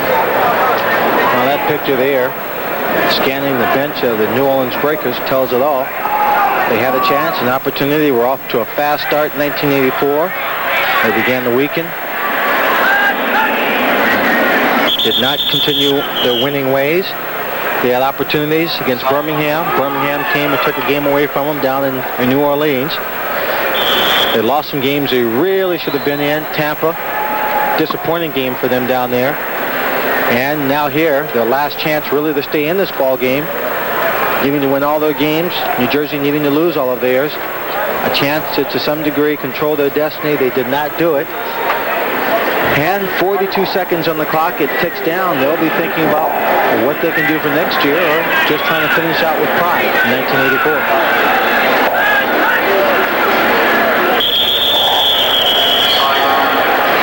Sipe, a big day today as we go inside a half a minute to play. 14 out of 22 for 209 yards. And accounted for 11 first downs. And so the New Jersey Generals now are in the playoffs as they win their 12th game of the season to make their record 12-4. New Orleans now drops to 8-8. And New Orleans is now eliminated from the playoff picture in the Eastern Conference. It'll be Philadelphia, New Jersey, Birmingham, Tampa Bay. The exact locations and the matchups yet to be determined. But the 4 teams for the Eastern Conference playoffs are now settled. Oh no, I dropped it. It's broken. Can't somebody make a flashlight that'll work when you need it? Duracell just did. Introducing DuraBeam, a flashlight that really works when you need it. DuraBeam's casing is as tough. Final score here is 31-21 New Jersey. Other scores from around the country coming up here as we begin to take shape, and at least the Eastern Conference situations all resolved. The Western Conference may not be resolved until the last second of the last game out there. But Los Angeles in the fourth quarter are leading the Oklahoma Outlaws 17-10, and there's still time to play in that game, and Oklahoma played Los Angeles pretty tough. 53 seconds to play. The Houston Gamblers now are rolling over the Chicago Blitz as Jim Kelly has now thrown 40 touchdown passes this season to break the professional football record. That'll make Houston's record 11-5 in the Central Division and would lock up a host spot for Houston. At halftime, Birmingham, which is trying to win the host spot in the Southern Division, they're all even, 14-14 at halftime, but Washington had jumped out to a 14-0 lead in that ball game. In the Pacific Division is where all the confusion is at this particular point, because Los Angeles, if they hold on to win, they would go to 9-7 in their standings, and Denver, having lost to Philadelphia 21-19 on Friday night, dropped back to 8-8. Arizona is now even at 8-8, with Arizona having beaten Jacksonville the other night 45-14. But Los Angeles has to play Oakland and Arizona in their final 2 games. The Eastern Conference standings, and easily Philadelphia, New Jersey there. The Southern Division is still Birmingham, Tampa Bay out in front of everybody, and New Orleans now eliminated. So really the only indecision is out in the Western Conference, with 2 wild cards and 1 host spot still available. 31-21 the Generals lock it up today. The executive producer of ABC Sports is Roone Arledge. Today's coverage of the New Orleans Breakers New Jersey Generals game produced by Mike Pearl, directed by Craig Janoff. Our technical director Rich Gelber, associate director Earl Fryman. Keith Jackson, Lynn Swan, Mike Adamley at Giant Stadium in East Rutherford, New Jersey this afternoon, and it was in the 90s and over the 90s all day long, I think, from sunup to sundown.